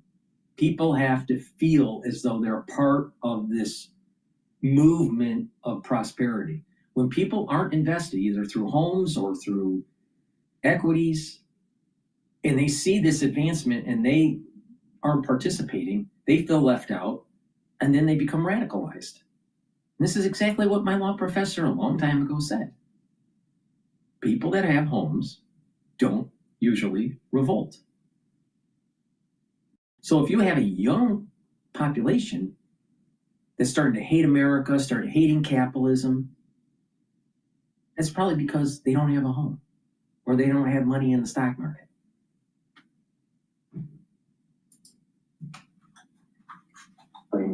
To buy and use.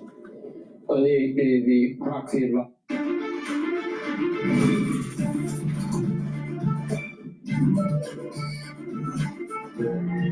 The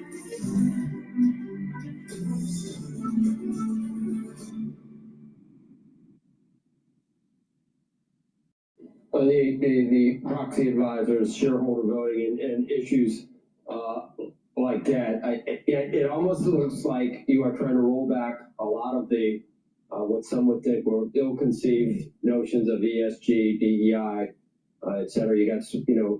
You got shareholders that represent less than a percentage of a company's outstanding shares, bogging down management with proposals. You've got passive investors like Vanguard or BlackRock, where the CEO can actually say, gee, this is the way I feel about these social issues, and I'm going to vote the shares of a passive investment with what my interests are in mind. How did we ever get to that point without thinking that this is insane? Well, it's interesting. I mean, things have changed a lot. When I was, I've been now at the SEC 3 times, over the last 3 decades. But in the early 90s, when I was there for 4 years, the individual investors made up more than half of the market capitalization of the U.S. markets, holding the stocks directly. Now things obviously have changed. They've gone to holdings. People have ETFs and mutual funds and all sorts of other things. So that's great.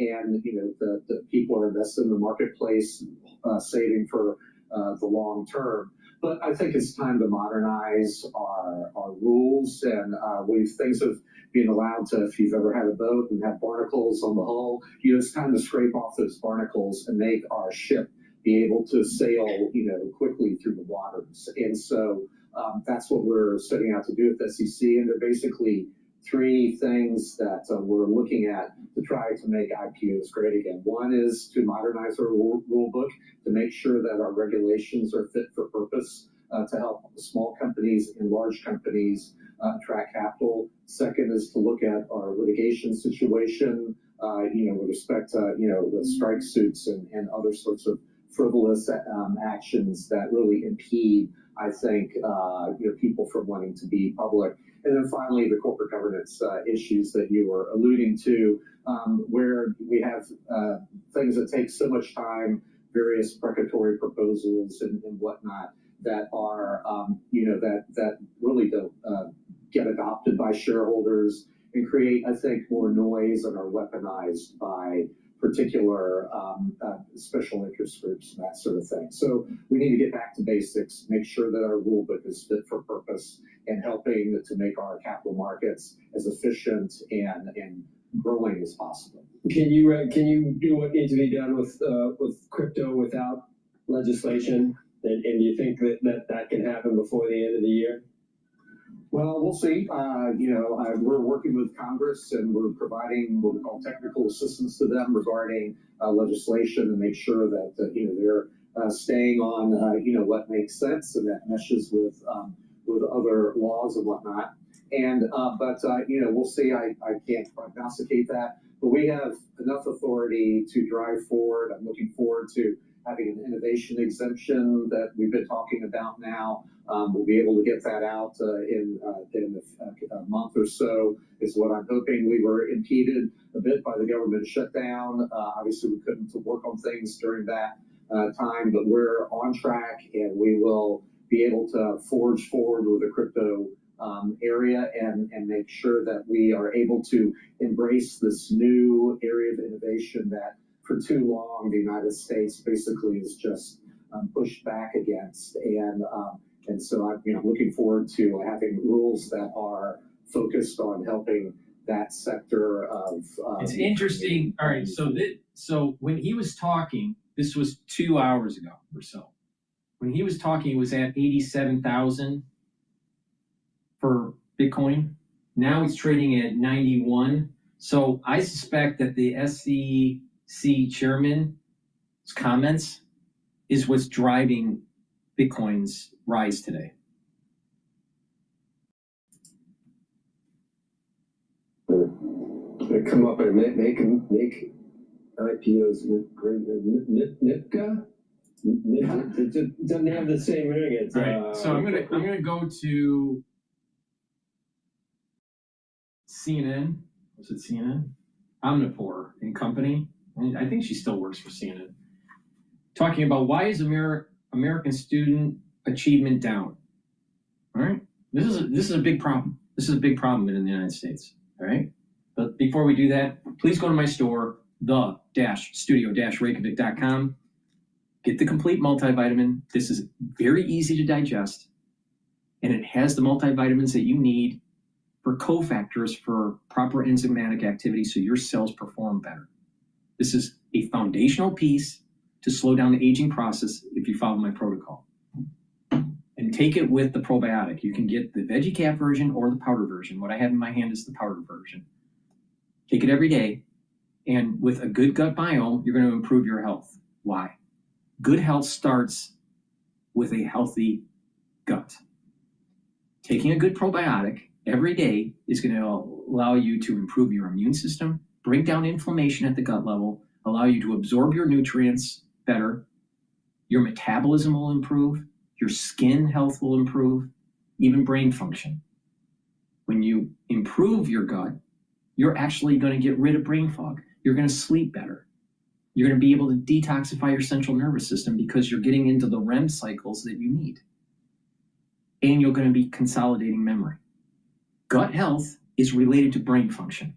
So please go to my store, make sure you get the probiotic, and improve your overall health by taking the probiotic and the multivitamin. All right, with that, let's listen into CNN and student achievement in the United States. To a crisis facing public education in America. Students' reading and math scores are reaching historic lows.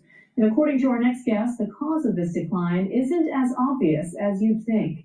New York Magazine's Andrew Rice joins Michelle Martin to explain. Thanks, Bianna. Andrew Rice, thank you so much for talking with us. Thank you. You opened your piece with some of the latest findings for the National Assessment of Educational Progress. This is considered kind of the gold standard, figuring out, how kids are doing academically. And these results show, this is over the past year, and it showed that 40% of fourth graders and a third of eighth graders scored below basic in reading.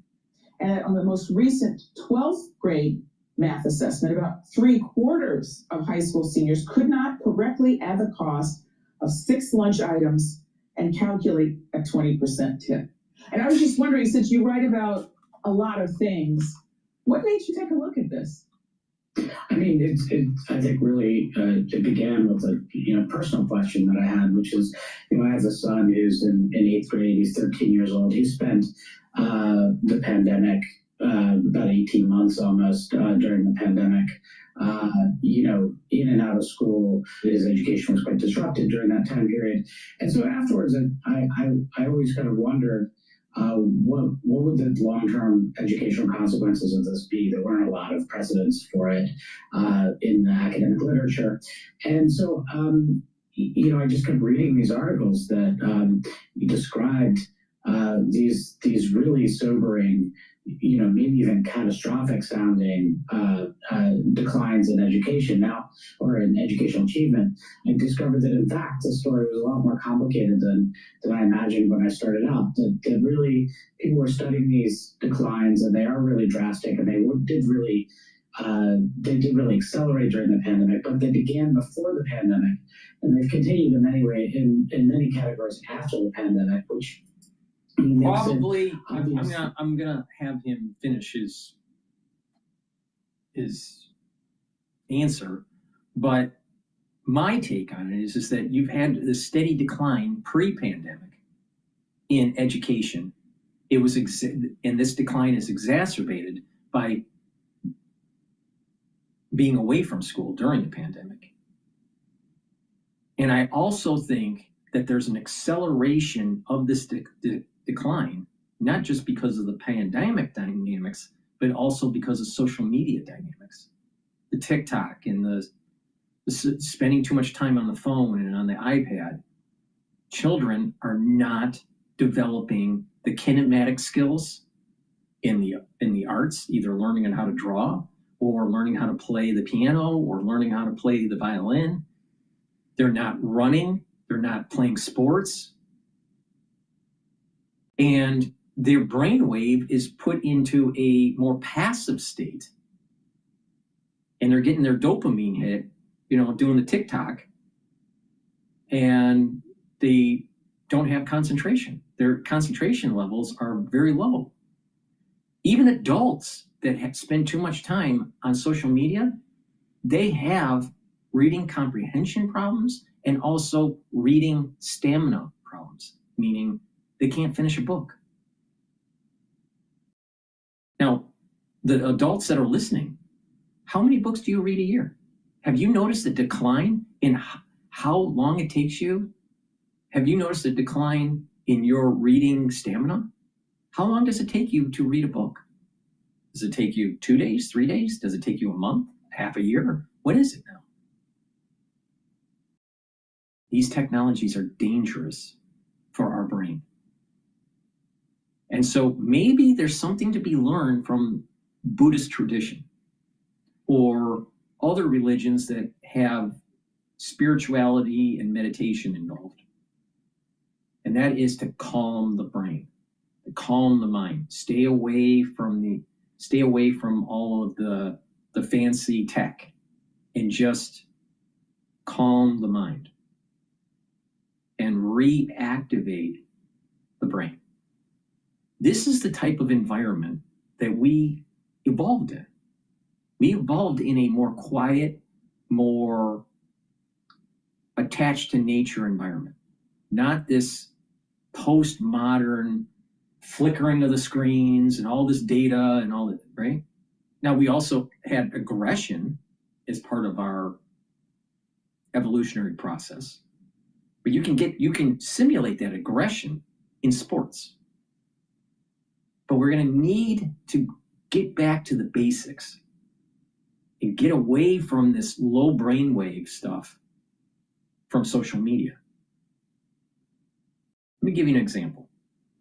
Do you think it's mentally healthy to chronically listen to, let's say, Candace Owens or Nick Fuentes or, the theories of Charlie Kirk?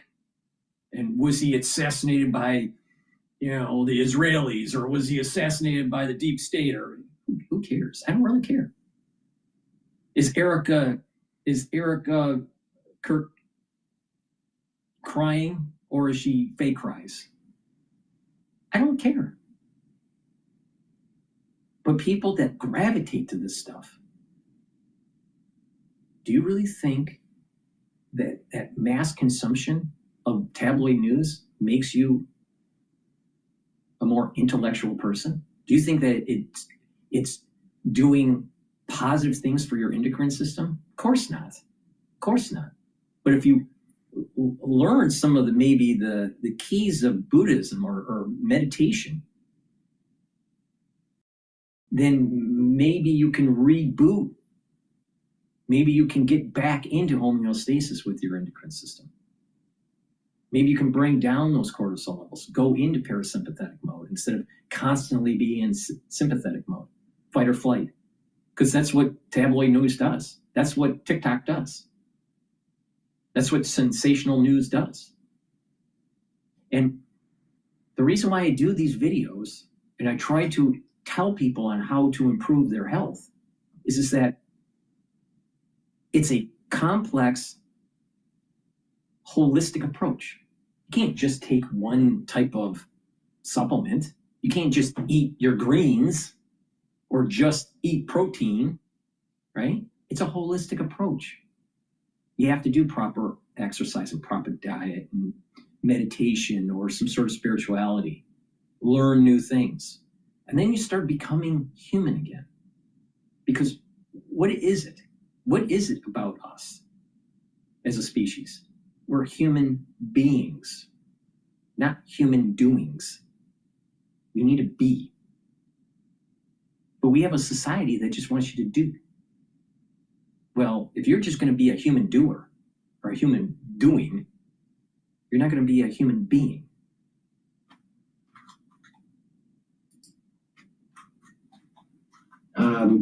that there's something else deeper going on here. One of the most alarming findings in your piece is the reversal of decades of progress. In 2015, this is according to your piece, in 2015, fourth graders performed a full grade level above their counterparts in 2000. Yet almost a decade later, those students were registering all-time lows in reading in high school.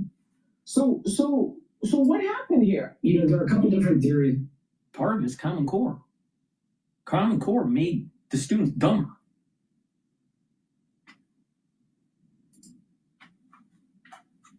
What happened and why, but the best clue that we have is timing. The downturn started in about the middle of the last decade, and then that leads us being the people who are I think educational scholars who I talk to, I guess, it leads them to a couple different potential theories. One of them, real obvious and maybe intuitive one to most people or most parents of a teenager like me, is screens. A lot of people just think that, well, the iPad was invented or introduced to the public in 2010, and those kids, hit the education system around 2015, and that's when test scores started to go down. So maybe that's just the simple answer.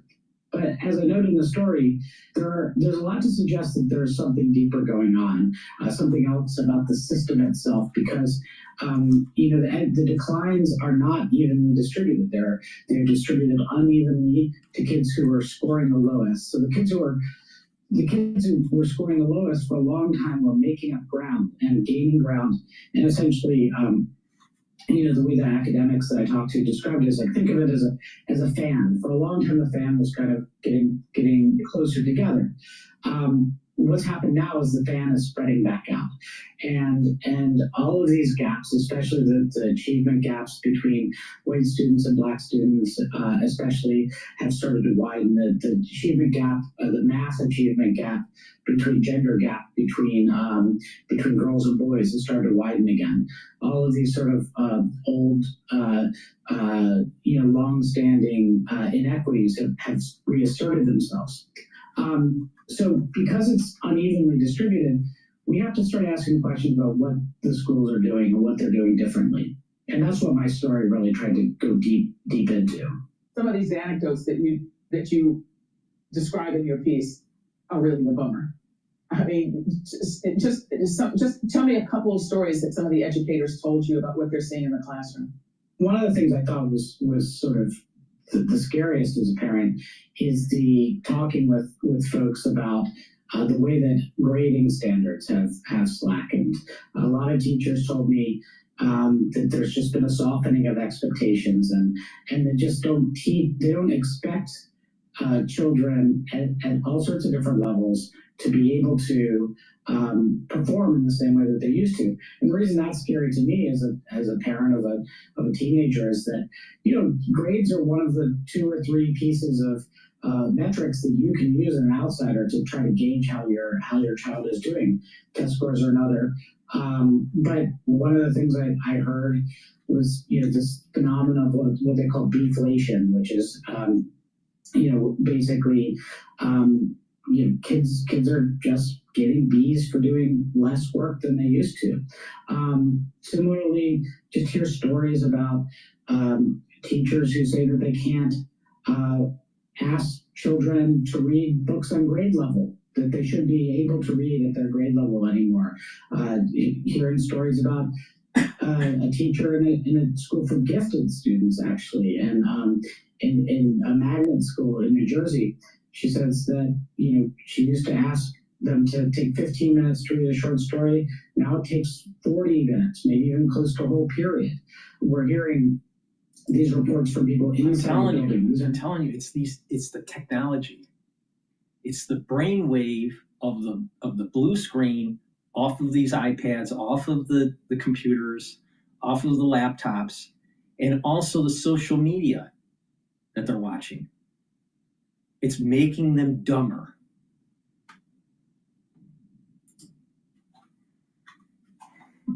interest groups that are trying to advocate a political agenda. These are actually people who are practitioners who are raising the alarm and saying something's wrong here.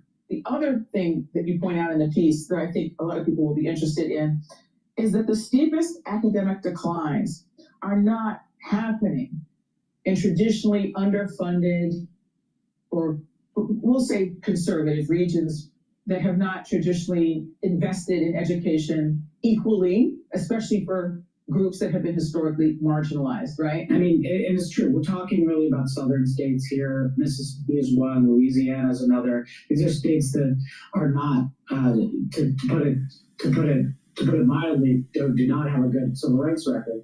But if the NAEP scores, the National Assessment Scores, show that today an economically disadvantaged fourth grader in Mississippi scores better than an economically disadvantaged fourth grader in Massachusetts or New Jersey, traditionally high-performing states. Exactly. Places that publicly pride themselves on valuing education, spend a lot of money on education, and historically, at least publicly, value equity. You focus on a place that you know well where you live, which is Montclair, New Jersey, which spends a little more than $27,000 per pupil per year, right? Achievement has dropped by a grade level in reading and by half a grade in math since 2013. What made you take a look at that? Was that kind of the logical extension of, like, I wonder what's happening in my own backyard? One of the things that really inspired me to do it is that there was as you alluded to a second ago, our district spends, in the 95th percentile in the country per pupil on education, and yet we have not made much of any progress closing the achievement gap. The achievement gap in our town, which is actually pretty racially diverse, has gotten wider since the pandemic, especially in math. And meanwhile, we just found out, over the summer, that we have a gigantic budget deficit that we didn't know about. So in fact, even as we're not getting results, we're also. I don't read the New Yorker, all right, and he's probably liberal leaning, all right. But the thing is I think it's really important that everyone that's listening should read this article, because we need to fully understand what is going on in our school system, especially in the elementary school system, because that's the future. That's the future of America. And if they're coming out stupid, then we're going to have adults that are stupid and less productive. And it's time to self-correct now before it gets even worse. We've also been spending much more money than we budgeted for education. And consequently, the whole community is having this very difficult conversation about whether we're getting the results that we're paying for from the system, and whether we've allowed the system to atrophy, and whether we've perhaps prioritized things in our spending that don't necessarily go towards learning and go towards closing achievement gaps and go towards preparing students to really thrive in college and in the rest of their lives. You quote a superintendent who says, "Our budget reflects our priorities. I don't know how much of a priority teaching and learning has honestly been." So what has the money been going to? Districts are spending more money on ancillary things that they did in years past than they ever have been before. If you talk with teachers, they'll often tell you that the schools and teachers themselves are being asked to do more than they have ever done before. There's an article that just out in the New York Times about how classifications for special education and anxiety diagnoses and depression diagnoses have really just gone through the roof in a lot of schools. And so that means schools are hiring counselors. That means that a lot more kids have IEPs and other forms of special education classifications, which mean having to hire more teachers, more personnel to address those deficits. Again, it's not a monocausal situation, but it all starts to add up.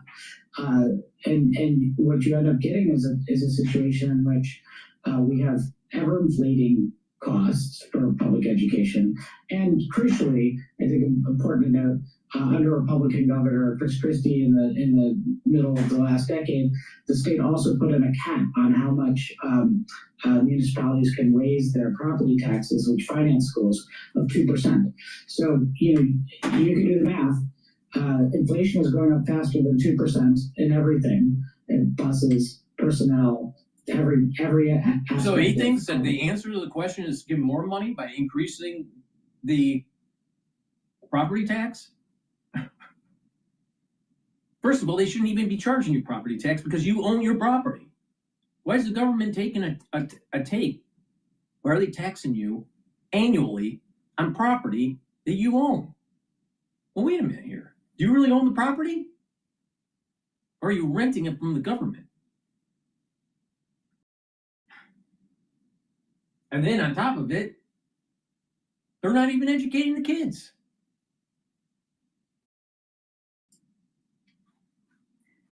Education.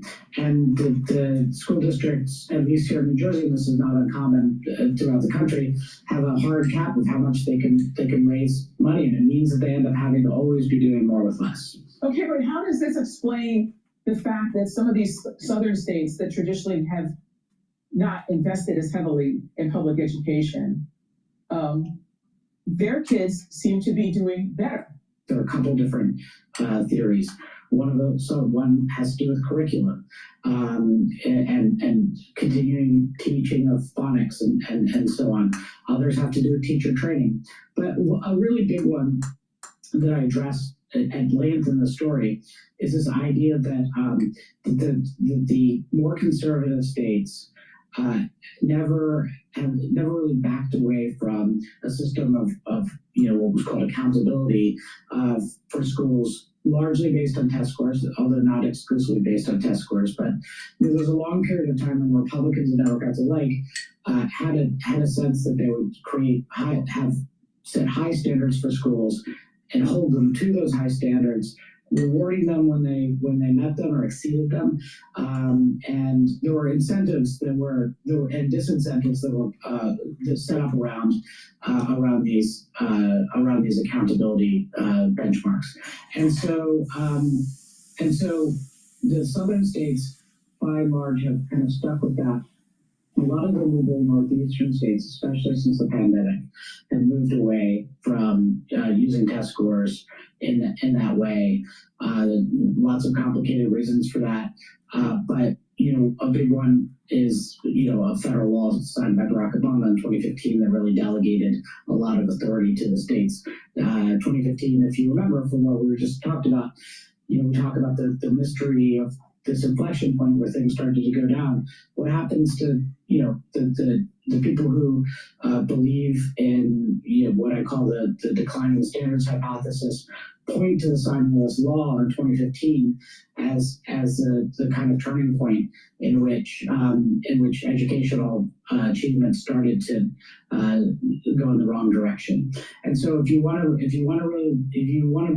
think about what might be going wrong or what we might be able to fix, that might be a good place to start. I think a lot of the people in this education reform movement would say.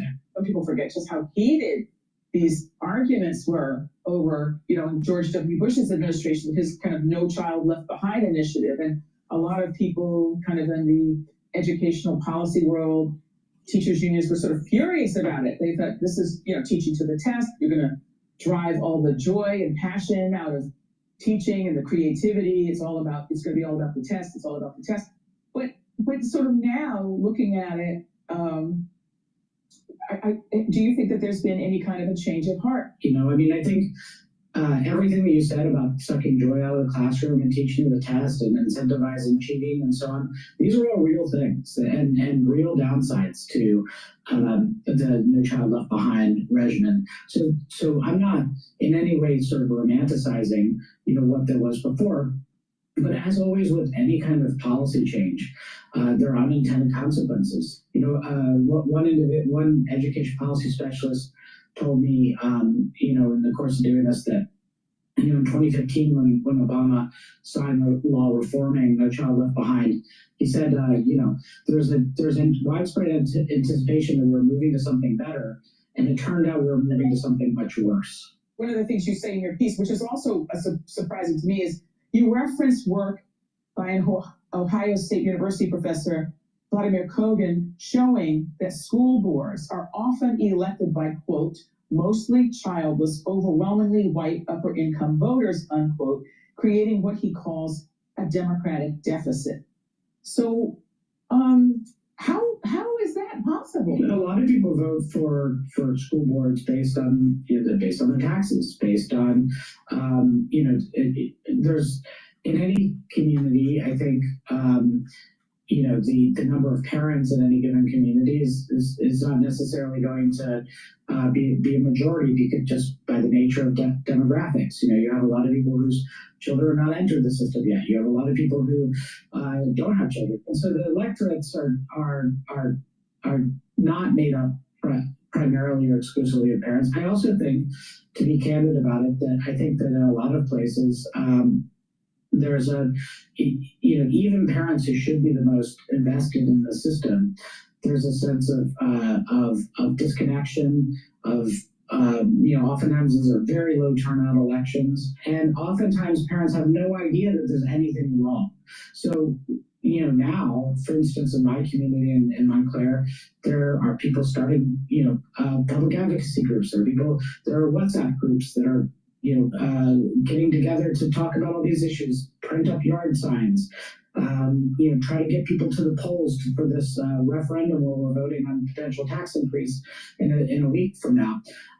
But I would say, just candidly, I think the percentage of those people, those same people who were paying attention 6 months ago, 9 months ago, a year ago to what was going on in the schools was quite small. And so I think that these are things you have to make a lot of effort to pay attention to. I know from having tried to make some effort to pay attention to them that the systems are not easy. It's not easy to go to a 4-hour school board meeting on a weeknight if you're a working parent. So anyway, the point is that we get the system that we get in part because the system is set up to make us to make us disinvested in it. Andrew Rice, thanks so much for talking with us. Thanks a lot.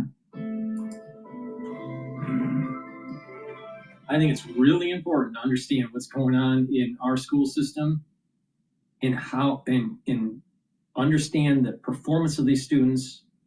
If we can catch it early, we can correct the problem.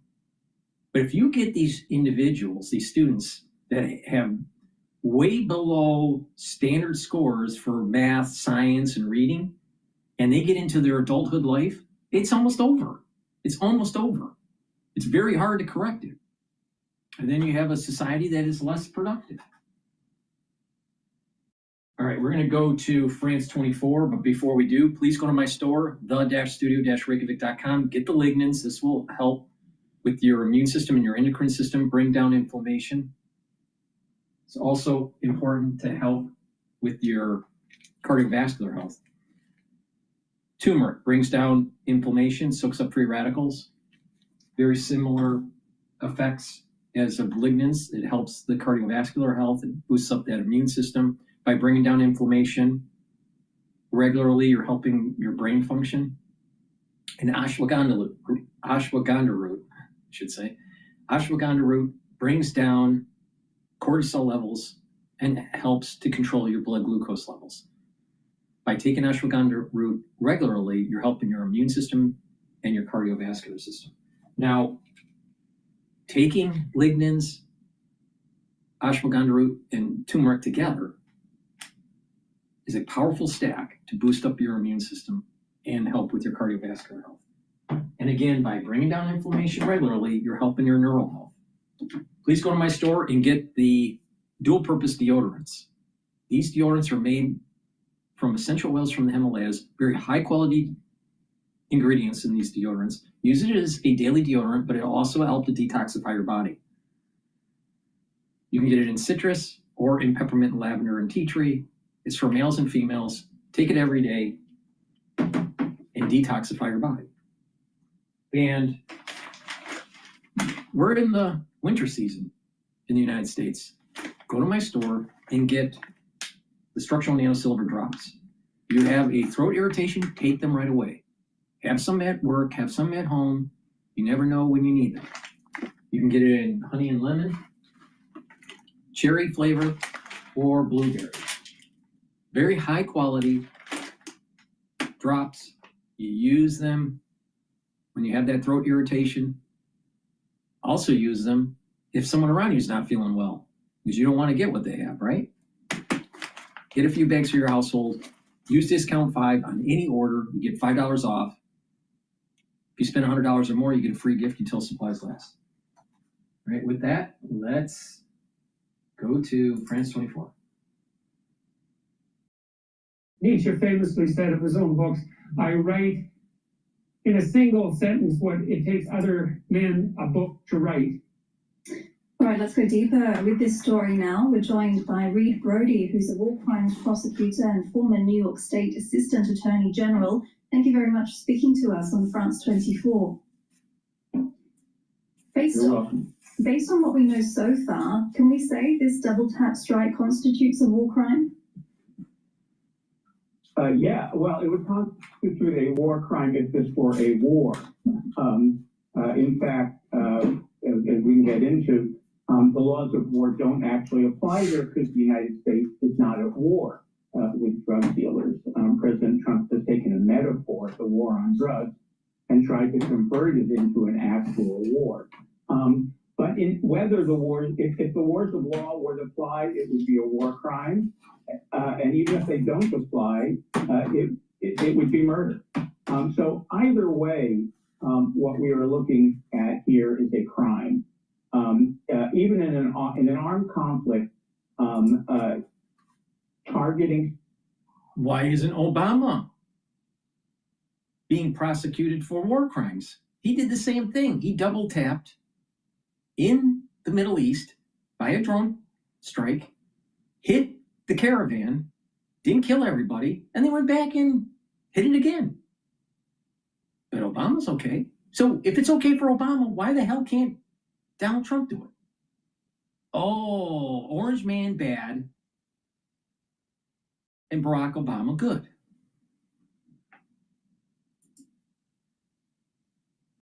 Correct individuals is categorically illegal. The United States Defense Department in its manual explicitly cites the shooting of shipwrecked persons as an example of a clearly illegal order. And outside an armed conflict, the legal standard is even stricter. I mean, these survivors presented zero threat. Killing them would constitute a homicide under U.S. federal law, and under international human rights law, it would be the arbitrary deprivation of life. And so whether or not, I mean, there's a lot. What about the 80,000 people that die from drug abuse? What about the 80,000 people that die annually in the United States? Where's the outcry with that?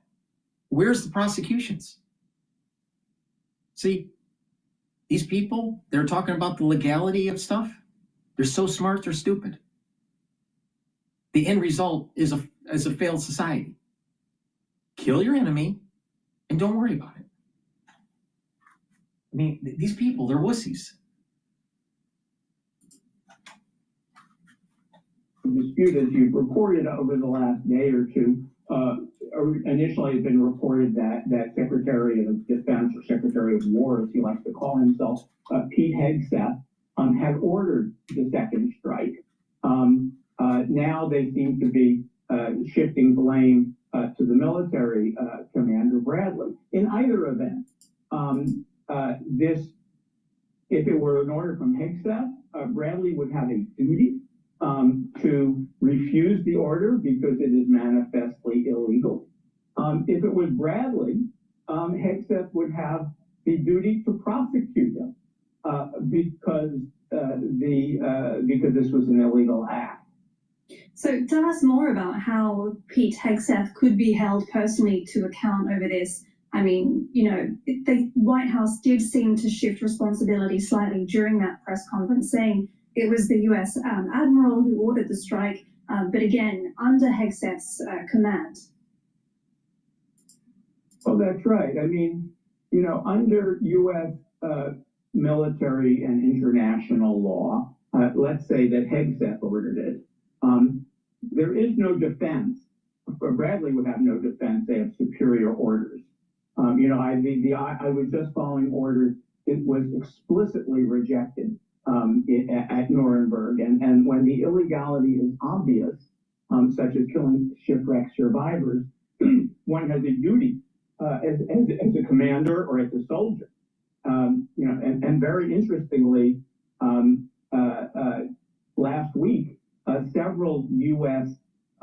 Congressmen, people, and senators who had served in the armed forces and in the intelligence community reminded members of the military that they can refuse illegal orders. And of course, that's true since Nuremberg. Trump called that video seditious and said that they should be punished by death. Now, if Bradley was acting on his own to carry out the second strike, of course, he's responsible. But then his superiors would be obliged, rather than to say, as Hegseth did, that Bradley was well within his rights, he would have the responsibility then to investigate Bradley for potential war crimes. And CNN has made the comparison of this September strike with a similar one on also an alleged drug boat in October, which also left survivors apparently. The outlet reports that in this case, the military actually didn't follow up with a follow-up strike like in September. Instead, it rescued the men and sent them back to their home countries. From a legal point of view, what does this tell you? Why wouldn't the administration detain them if these people were so-called narco-terrorists as claimed? Well, of course, that's exactly what should be done. You know, the U.S. has the power and the authority to make drug smuggling a crime. We have the power and the authority to interdict boats that are bringing drugs into this country. We have the power and the authority to try people. If they're convicted by a jury, they can be sentenced to prison. What we don't have any legal authority to do, and I think this is the bigger question here, this entire operation rests on the idea that the United States can just execute people from the skies without any trial, without any evidence, without any showing that they pose some. Drone boy Barack Obama. Why doesn't he say anything about Barack Obama? Because Barack Obama did the exact same thing that Trump did. Oh, Barack Obama's okay.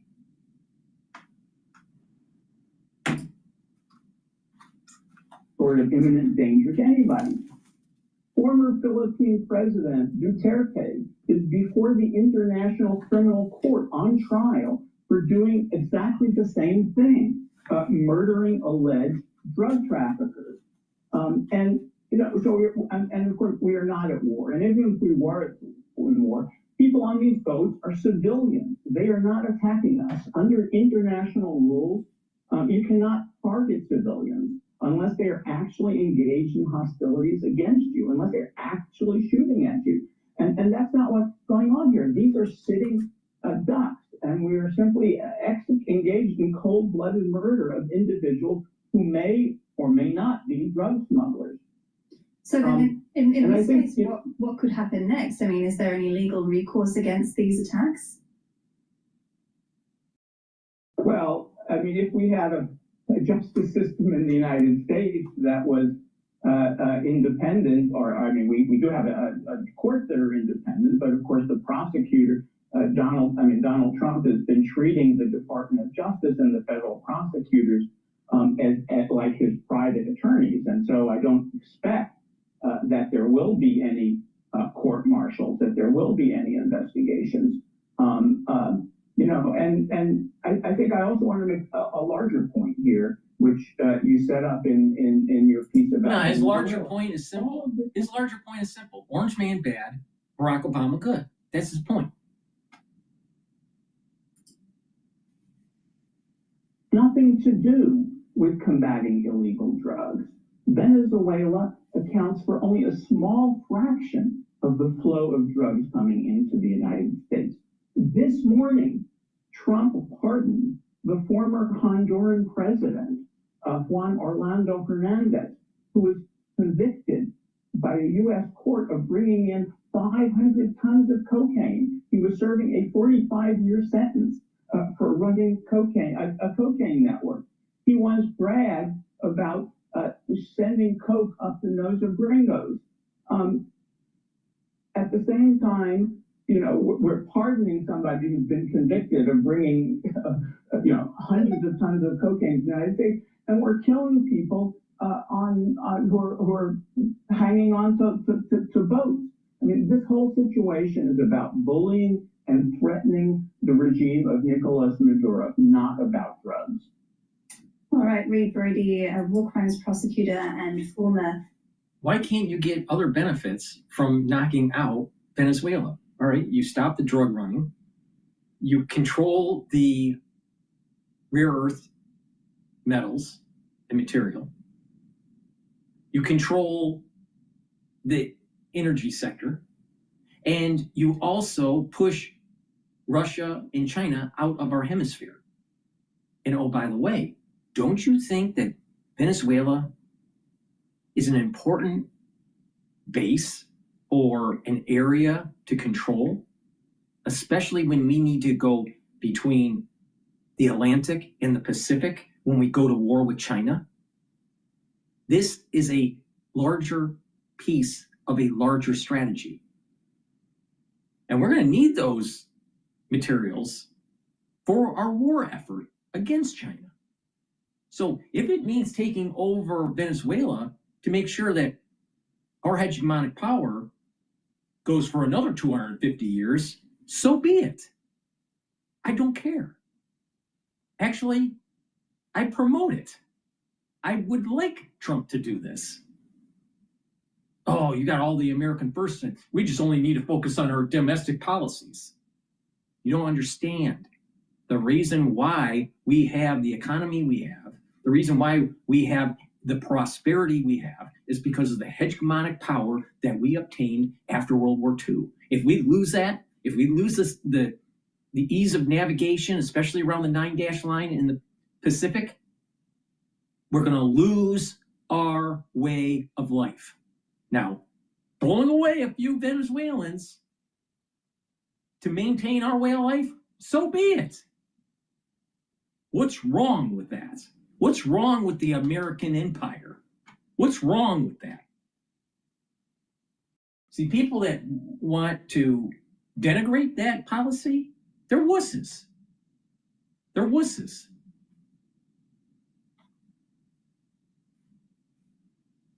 All right. Before we go to Luigi, please go to my store, the-studio-reykjavik.com, and don't be a wuss.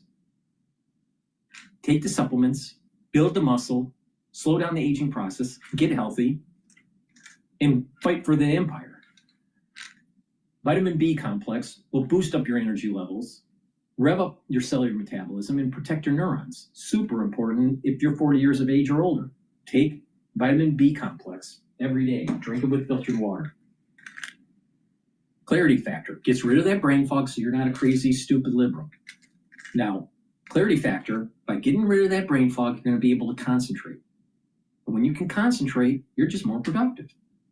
But there's a great benefit by taking this every day. Your neuroplasticity will improve. Your dendritic connections for your neurons will improve. That means you're going to be thinking faster and you'll have better memory. Take the clarity factor. This is part of a great way to improve your brain function and slow down the aging process. Take it every day. It's a very powerful neurostack. All right, let's listen to Luigi Mangione.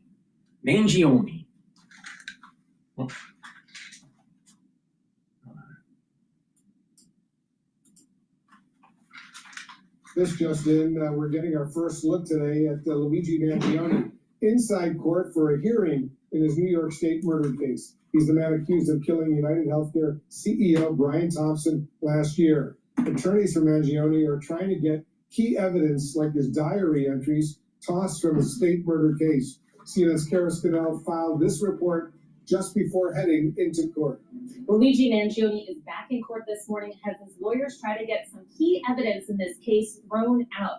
The focus is when Mangione was approached by law enforcement at a McDonald's in Altoona, Pennsylvania. It's there that his lawyers argue his constitutional rights were violated. They say the Altoona police searched his backpack illegally because they didn't have a warrant. They also say they violated his rights by asking him questions without reading his Miranda rights, that is his right to remain silent. So what his lawyers want to keep out of this case and away from his jury are those contents that were found in the backpack, a gun, a silencer, and a notebook that had Mangione's handwriting samples in there. The prosecutors say that that was his manifesto and explained his motive for why he allegedly shot and killed United Healthcare CEO Brian Thompson last December. Mangione wrote in that notebook, "Whack the CEO at annual parasitic bean counter convention." He also wrote, "It conveys a greedy bastard that had it coming." Mangione's lawyers also want to keep away from the jury a statement that he initially gave to law enforcement when he identified himself as Mark Rosario. That's the name of the person who rented a hostel room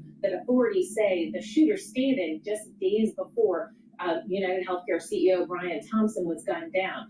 Prosecutors say that nothing improper happened. They are expected to call as many as 24 witnesses. Mangione will be in court. He's been given permission by the judge to wear a suit. He's asked to have one hand unshackled so he can take notes. The judge has not yet ruled on that, but this hearing could last several days. Wolf?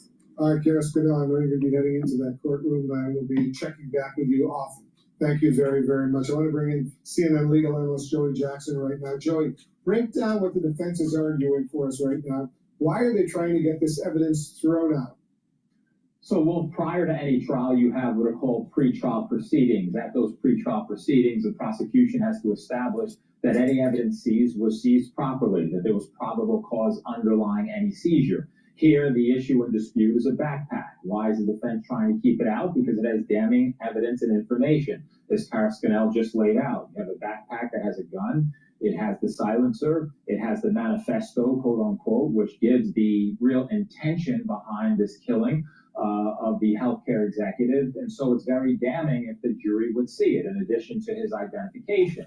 They are alleging that as a defense that it was an improper search, that the bag was not in his possession technically. It was on a table that was nearby. It posed no danger to them. They should have gotten a warrant prior to going into the backpack. And as a result of not getting a warrant, it would be illegal and improper. And the remedy, in the event the judge determines that the bag was seized and opened and looked into illegally, the remedy is to exclude that from the jury's view. The jury is not there today. It's just the judge. And the prosecutors have to lay out the information to establish that that seizure of the bag and anything associated with it was done properly. Now, the prosecution will argue that they had an emergency circumstance. It could have been a bomb or something else in that backpack. In addition, the prosecution will argue that it would have inevitably been discovered, meaning it would have been taken back, it would have been inventoried, etc. But the defense is alleging that, hey, in the event that happened, they still would have needed to get a warrant, which they subsequently did several hours later. Defense says, hey, it's too late. You open up that backpack, it's not coming in.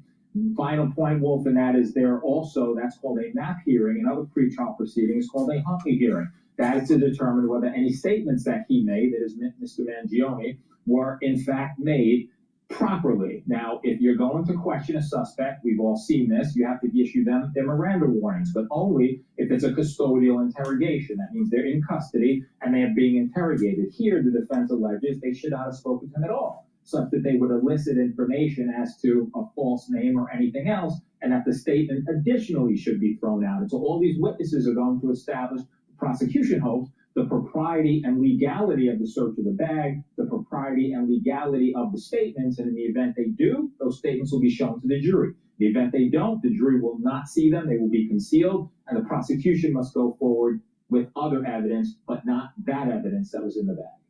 And that evidence is obviously very, very important. The hearing is expected to last several days now. Tell us why.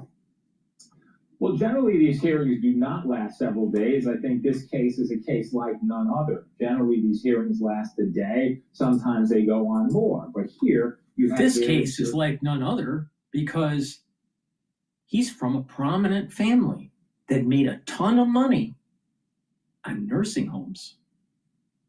See, people don't understand that when you have to be taken care of in your geriatric years in a nursing home, the nursing home gets a lot of money. They charge $5,000, $7,000, sometimes $10,000 a month.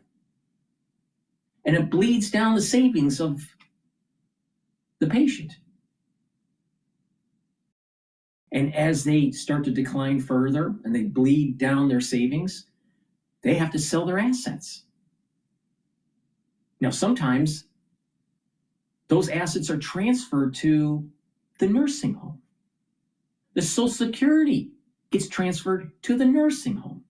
So Luigi Mangione, all right, he came from a prominent family that was fleecing the elderly. Hundreds of millions of dollars. And what the weird thing is then he ends up blowing away a CEO that wasn't providing relief to people that had insurance and they were getting declined. So there's a lot of weird stuff going on with this case. But this is not your typical case because he comes from a prominent family. And guess what? There's a lot of baby boomers that are going to be retiring. There's a lot of baby boomers that are already retired. There are a lot of baby boomers starting to go into nursing homes. There is a major wealth transfer. And it's not to the next of kin. It's to the nursing homes and the owners of the nursing homes. So Luigi Mangione and all of the privilege that he had as a kid came from stealing from the elderly. No one wants to talk about that. You have the Pennsylvania jurisdiction. I think we'll hear testimony as to the officers who initially approached him, where he was, why they searched the bag, what he was doing, why they felt the necessity of doing that. And so they have to establish it as a prosecution that the search was done with probable cause because they want that evidence and information in. Now, you don't have to show proof beyond a reasonable doubt. It's not that type of hearing, but you certainly have to give enough to the judge to show that it was proper, it was authentic, it was lawful, and it was predicated upon probable cause. In the absence of that, the judge will exclude that has prevented the jury from seeing this, but the trial will still move forward. Very quickly, before I let you go, Joey, does the prosecution acknowledge they never told Mangione he has a right to remain silent? Indeed, they do.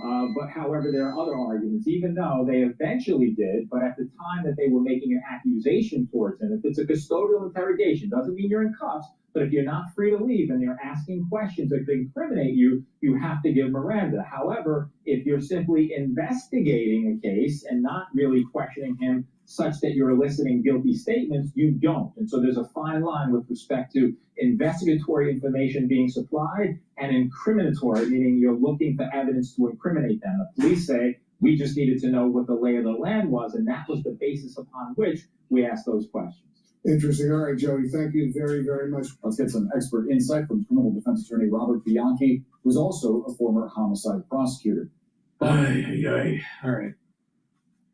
We're going to go to the housing showdown in New York City. But before we do that, please go to my store, the-studio-reykjavik.com. Get the Goodnight Formula. Goodnight Formula has tryptophan, melatonin, GABA, and passion flower to allow you to get into 3 to 5 cycles of REM sleep and deep sleep. This is super important to slow down the aging process, to consolidate memory, detoxify your central nervous system, and to be well rested. Take the Goodnight Formula every night. People that are sleep deprived chronically, you're increasing your chances of early onset of dementia. You don't want that, trust me. So please go to my store, get the Goodnight Formula, and slow down the aging process and improve your brain function. Digestive enzyme complex helps the health of your pancreas. When you turn about age 40, your pancreas doesn't perform as well. Why? Well, your pancreas has a half-life, all right? No matter how healthy you are. Now, the more unhealthy that you are, the less care that you give to your pancreas, the more problems that you will have at age 40. People drink a lot, you're probably burning out your pancreas. But the point here is that even if you're healthy, your pancreas doesn't perform as well as when it was younger. So you need to help it.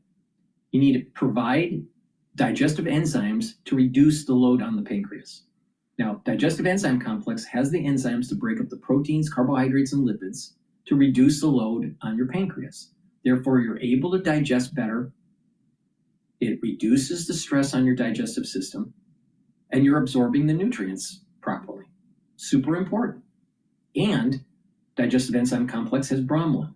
Bromelain is an enzyme that helps to break up clots. It's fibrinolytic. And the proteolytic enzymes in digestive enzyme complex will help to break up the glycoproteins. That's super important in the fall and the winter season because you contract certain things that you need to break up. This is the reason why I said take the digestive enzyme complex during the crisis of 2020. Why? Because of the bromelain and because of the proteolytic enzymes. Oh, amazing how that works. Please go to my store, the-studio-reykjavik.com. Use discount 5. You get $5 off any order. If you pay attention to me, you're actually going to get healthier. It's really simple. It's a holistic approach. Proper diet, proper exercise, proper supplementation, learning new things, and getting proper sleep. Simple. Now, if you have noticed, my aging is slow down. Now, why is that? Because my protocol works. Now, if you look at people that are trying to sell supplements, right? They look a lot older, probably because they don't understand how to use them, and they don't have the educational background. And then you look at the celebrity docs that are doing their podcasts. Why do they look older? Why does it look like they're not slowing down the aging? Because they don't know how to do it. They don't know how to do it. Follow my advice, you'll get healthy. It's that simple. My energy bill dropped from $150 to $50 by doing this. My friends laughed at me when I spent $49 on a power saver device that could cut my... New York City becoming the epicenter of a booming new real estate trend. Office space is being converted into residential living. Wall Street Journal reporting over the past 20 years, developers in the Big Apple have converted nearly 30 million square feet of space into places to live. But Cushman & Wakefield is reporting an uptick in office occupancy, hitting a 78% rate in the third quarter, close to a 4.5% yearly increase. Joining us now is Cushman & Wakefield Chairman of Global Brokerage, Bruce Mosler. Bruce, it's great to see you. Great to be back. So talk to us about this trend that we saw particularly pick up after the pandemic, and that was taking these empty offices, making them into residential apartments. Not easy to do, but Mayor Adams changed the zoning to make it easier to do. He did, and it was a very smart move. Look, we know we have a 1% vacancy in the housing stock. We know that to maintain our status as the financial and tech capital of the world, that we have to have housing, affordable housing for young people. Let's pause this for a second. Trump is talking right now in his cabinet meeting. Don't order eggs for Easter at the White House. And we ended up doing it, and we got the egg prices way down, lower than what they were before. But the word affordability is a con job by the Democrats. They say affordable. I watched the other day where some very low IQ congresswoman talked about affordability. She had no idea. Their prices were much higher. As an example, energy, gasoline, we're now at about $2.50 a gallon. We're going to be, I think, at $2 a gallon. We could even crack that at some point. I'd love to do it. And we could do it more easily if we weren't building up the strategic national reserves, which Biden emptied out before the election so that he could try and get elected. Meaning he started it, then he got thrown out of the race. And she took over and she kept it going, and they emptied out these strategic national reserves, which are really meant for something else. They're not meant to keep people happy with their gasoline price. They're meant for war. They're meant for problems, big problems. He emptied it out, and then she continued it during the process of trying to get elected. Didn't work out too well for him. And they virtually brought it down to the lowest level, I believe, in history. And didn't have much of an impact because the prices were very high. But our prices now for energy, but for gasoline are really low. Electricity's coming down. And when that comes down, everything comes down. But the word affordability is a Democrat scam. They say it, and then they go into the next subject. And everyone thinks, oh, they have lower prices. No, they have the worst inflation in the history of our country. Now, some people will correct me, because they always love to correct me, even though I'm right about everything. But some people like to correct me, and they say 48 years. I say it's not 48 years, it's much more. But they say it's the worst inflation that we've had in 48 years. I say ever. But whether it's 48 years or ever, it's pretty bad. We had the worst inflation that we've ever had. Since last January, we stopped inflation in its tracks. And there's still more to do. There's always more to do, but we have it down to a very good level. It's going to go down a little What's bit further. interesting is that Trump doesn't go into the details why he says that it's ever. Now, if you look at inflation in terms of absolute dollars being spent over and above the baseline, he's right.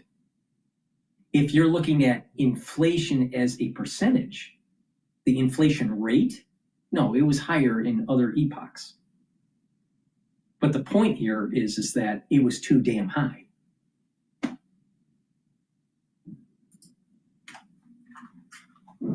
Grocery prices are down with the cost of Thanksgiving turkey this year down 33%. It was lower than 33% lower than under the Biden administration.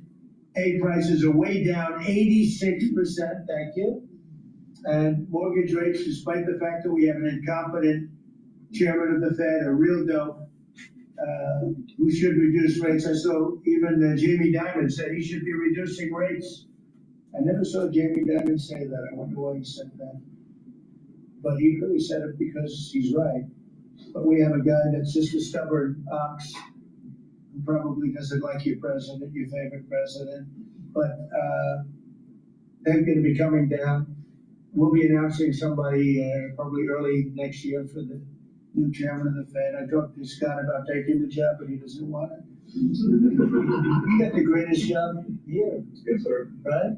He said, no, I wanted to stay chairman. I want to stay right where we are, Treasury. And I think we're doing really great, aren't we? We're doing great, sir. It's a great team to be part of. Yeah, it's amazing. Under my executive order to lower prescription drug prices, which I think is the single biggest thing we've ever done that nobody writes about because you're fake news. I've made unprecedented deals along with Bobby and Oz and all of the people that work on it. A lot of people that you wouldn't even think work on it, but they do, to slash drug prices by. Right now, the S&P 500 is trading at 6,820. Bitcoin's trading at 91,000. Because I instituted favored nations, and no nation agreed to do it. And then I said to the nations, if you're not going to do it, I'm going to charge you 100% tariff, which is more money than we're talking about. And they said, sir, we'd love to do it. Please, we would be honored to do it. And they agreed that they would go along with the whole thing. Nobody thought you could do it because they felt, number one, you couldn't get the drug companies to do it. So we're paying, as an example, for the, let's call it the fat drug, F-A-T, for fat people. Anybody using the table, don't ask. But the fat drug was $135. Think of that. For certain people, $1,300 for certain countries, $1,300 in New York. So in New York it was $1,300, and in London it was $135. A friend of mine called me, he said, what is this? Why is it? I used to pay $1,300. Well, now what we have it down to is, Bobby, what's the number? Like $150 50 or something, we had it down to a low number, no? Yeah, it's right about 125. Yeah, think of that. So we got it down from $1,300 to $125 to $140, depending on various countries. In other words, we're paying the lowest price, tied for the lowest price in the world. And people said you could never do that because you couldn't get the countries to agree to it. I did. Every country agreed to it because I said, if you're not going to agree to it, that's okay, I'm going to charge you tariffs. And as soon as they said that, they said, we agree. And then we had to be a little tough with the drug companies, but they came along. And the bigger problem was the countries. The countries just wouldn't go along with it, but they did. Every country. So we have reduced drug prices by 500, 600, 700, 800, 900%, depending on the drug, depending on the company, depending on all of the different factors involved. Nobody's ever even thought of drug reductions like that, price reductions. And I told you the story that in my first term, I was so proud of myself because I reduced drugs. It was the first time in 28 years that drug prices were reduced. It was 1/4 of 1%, 1/4 of 1%. And I was so proud of myself. I said, it's the first time in 28 years that drug prices went down over the course of a year, over the course of a presidency. 1 year, 1/4 of 1%. I had a news conference. I was so proud. Now I got them down, not 1/4 of 1%. I got them down 400, 500, 600% and more. And the fake news won't write about it. And it's going to have a huge impact on healthcare because a big part of it's buying drugs, buying prescription drugs. It's going to have a huge positive impact because Obamacare is a disaster. I said it years ago and I say it now. And the money should be paid, taken away from the insurance company. Obamacare was made to make the insurance companies rich. Their stocks have gone up 1,000% in a short period of time because the money goes to the insurance company. I want the money to go to the people. Let all the money go to the people. And let the people go out and buy their own health care. And I see on television, people are advertising now, we will help you buy health care. We will go out and help you buy. That's becoming like an industry because of what I said.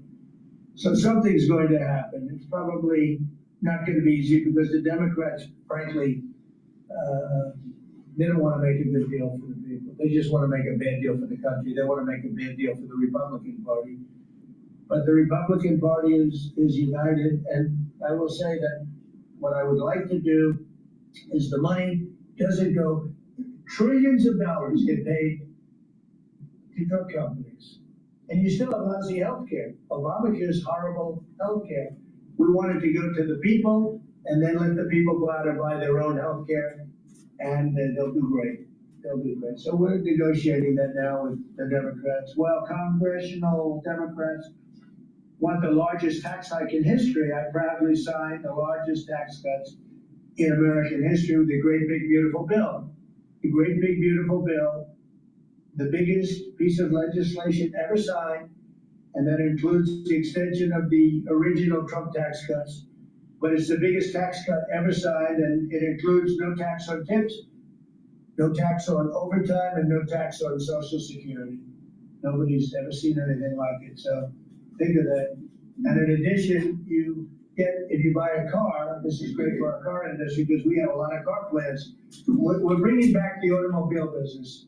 60% of it was stolen because we had incompetent presidents or incompetent trade people. But 60% of it was stolen over the years, and now I think we're bringing it all back. I think we'll be bigger than we've ever been in the auto business. That's not even to mention AI, where we're leading China. You know, we're leading China by a lot. They're not going to catch us. We have to be smart, but if we're smart, they're not going to be able to catch us. They know that. They told me that. Next year is projected to be the largest tax refund season ever. And we're going to be giving back refunds out of the tariffs because we've taken in literally trillions of dollars. And we're going to be giving a nice dividend to the people, in addition to reducing debt.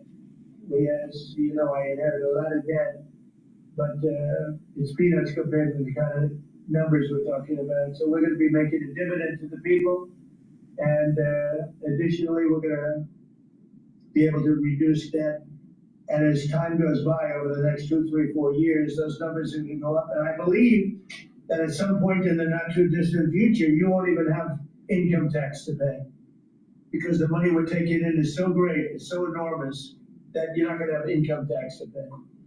Whether you get rid of it or just keep it around for fun or have it really low, much lower than it is now, but you won't be paying income tax. We've slashed $1 trillion in costly job-killing regulations, saving Americans an estimated $2,100 for a family of 4.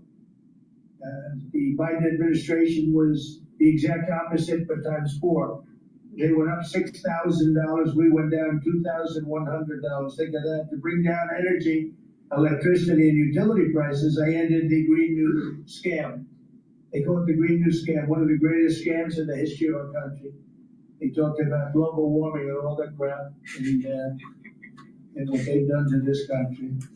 What they've done by allowing 25 million people into our country, many of whom are criminals, many of whom 11,888 are murderers, and we have to get them out, and we're doing it. We're doing it. I think what the job that our law enforcement groups are doing, Christy, you and Tom and everybody, amazing. What you're doing is amazing. I terminated the insane electric vehicle mandate, and look, some people that make electric cars weren't happy with that. But we have to do that because you have to have a choice, whether it's a gasoline-powered car, and we have so much gasoline. You know, China doesn't have gasoline. We do. And whether it's a hybrid, which really are working really well, the combination of electric and gasoline-driven. But we, everybody was supposed to, by 2030, everybody had to own an electric car under the Biden stupidity. And not everybody wants to do that. I like electric cars. I like all cars. They're all good. They all have reasons. But you want to be able to go and buy what you want. I have post-historic tariffs that are now bringing in so much money that nobody's ever seen anything like it. And countries that were ripping us off, including allies, but they were ripping us off for years. I won't use the names. I won't mention Japan. I will refuse to mention South Korea. I will not mention names. But they were ripping us off like nobody's ever been ripped off before, and taking horrible advantage of your country. But now we're making a lot of money, because of the tariffs that are pouring in. And it's really national security. Among everything else, it's national security. We've also rapidly turned the worst border crisis in world history. I believe we have the worst border ever in history. I don't care if you had a 4th world country. You know, we allow 3rd world country in. We would allow 4th world war countries in also. It doesn't matter. There was never a border that was as bad as our border. We allowed anybody in with no checks, no vetting. So we've rapidly turned the worst border crisis in world history into the strongest border in the history of our country, and probably one of the strongest borders in the history of the world, because we have nobody coming through. And I want to thank our people. The Border Patrol is so amazing, ICE, and I want to thank the military for the backup, because they're standing right behind them, and that was really nasty for a period of months, and now it's no longer nasty. Now they don't even come up. Nobody comes up. It's an easy job. Make your job a lot easier, because they know they're not going to get through. And we take people in, but they have to come in legally. For 6 months in a row, 0 illegal aliens have been admitted into the United States. You believe that? 0. We had millions of people coming in a year, millions. Now we have 0 for 6 months, and these are given by radical left people that do the numbers. I mean, they're not doing them any favor. They're being allowed. We don't have our net numbers are unbelievable. But we had 0 people in the last 6 months. Illegal border crossings along the U.S.-Mexico border have plummeted to the lowest level ever recorded. And nobody talks about that anymore. You know, it's crazy. They don't talk about it. You think they'd say, well, Trump's done a great job at the border. This country is being destroyed by the border. But you always find something new. Like, is he in good health? Biden was great. but he's trumpet good at it. I sit here, I do 4 news conferences a day, I ask questions from very intelligent lunatics. I give the right answers. There's never a scandal, there's never a problem. I give you answers that solve your little problems. You go back and you can't find anything, but you do stories about Biden was in wonderful health. The guy didn't do a news conference for 8 months. If I go one day, I had one day where I didn't do a news conference, there's something wrong with the president. You people are crazy. I'll let you know when there's something wrong. There will be someday. That's going to happen to all of us. But right now, I think I'm sharper than I was 25 years ago. But who the hell knows? By the way, I took my physical. I got all A's, everything. But they said to me, would you like to take a cognitive test? I said, is it hard? They said, yes. I said, well, I'm a very smart person. Who was the last president to take one? No president has ever agreed to take one. Because when you get into the big questions, meaning 10, question number 10, 11, 12, 28, 30, they get harder and harder. And they said, would you like to do it? I said, well, no reason to do it. Nobody's ever done it. I'll do it maybe, but there's really no reason. I said, sir, the problem is this is Walter Reed Hospital. And that's a military hospital. And that means that things are, sort of open. It's not like private where if you do poorly, we'll have to, probably you'll find out. I said, I won't do poorly. I'm a smart person, not a stupid person. And as the doctor will tell you, I aced it. Right, Susie? I aced. I got every question right. And these are tough questions. These are questions that I would say 99% of the people that I'm talking to right now, meaning the people from the fake news, would not do well in those exams. But I'm the only one that took it. I got every single question right. And then I read in the New York Times, is Trump sharp? Trump is sharp, but they're not sharp. That's why they're going out of business, the New York Times. They're losing so much money, it's ridiculous. They're a bunch of fakers. But we can never let another thing happen like what happened to us with a fake election, with a rigged election, where a guy like Joe Biden assumes the presidency. Because the man was grossly incompetent. And he was incompetent 30 years ago. But he was really incompetent for those last few years, and our country was put in great danger because of it. So for 6 months in a row, we had 0 people. Illegal border crossings along the U.S.-Mexico border have plummeted to the lowest level ever. Think of that. And the net benefit to our country is enormous, incalculable. America is strong and respected again. On the world stage, we're really respected. In fact, I went to a NATO and they were calling me the president of Europe. We're doing very well. We have a lot of respect. As you know, we have a problem with a war that our people are trying to settle now with Russia and Ukraine. We are not involved in the war monetarily anymore. Biden gave away $350 billion like it was candy. That's a massive amount of money.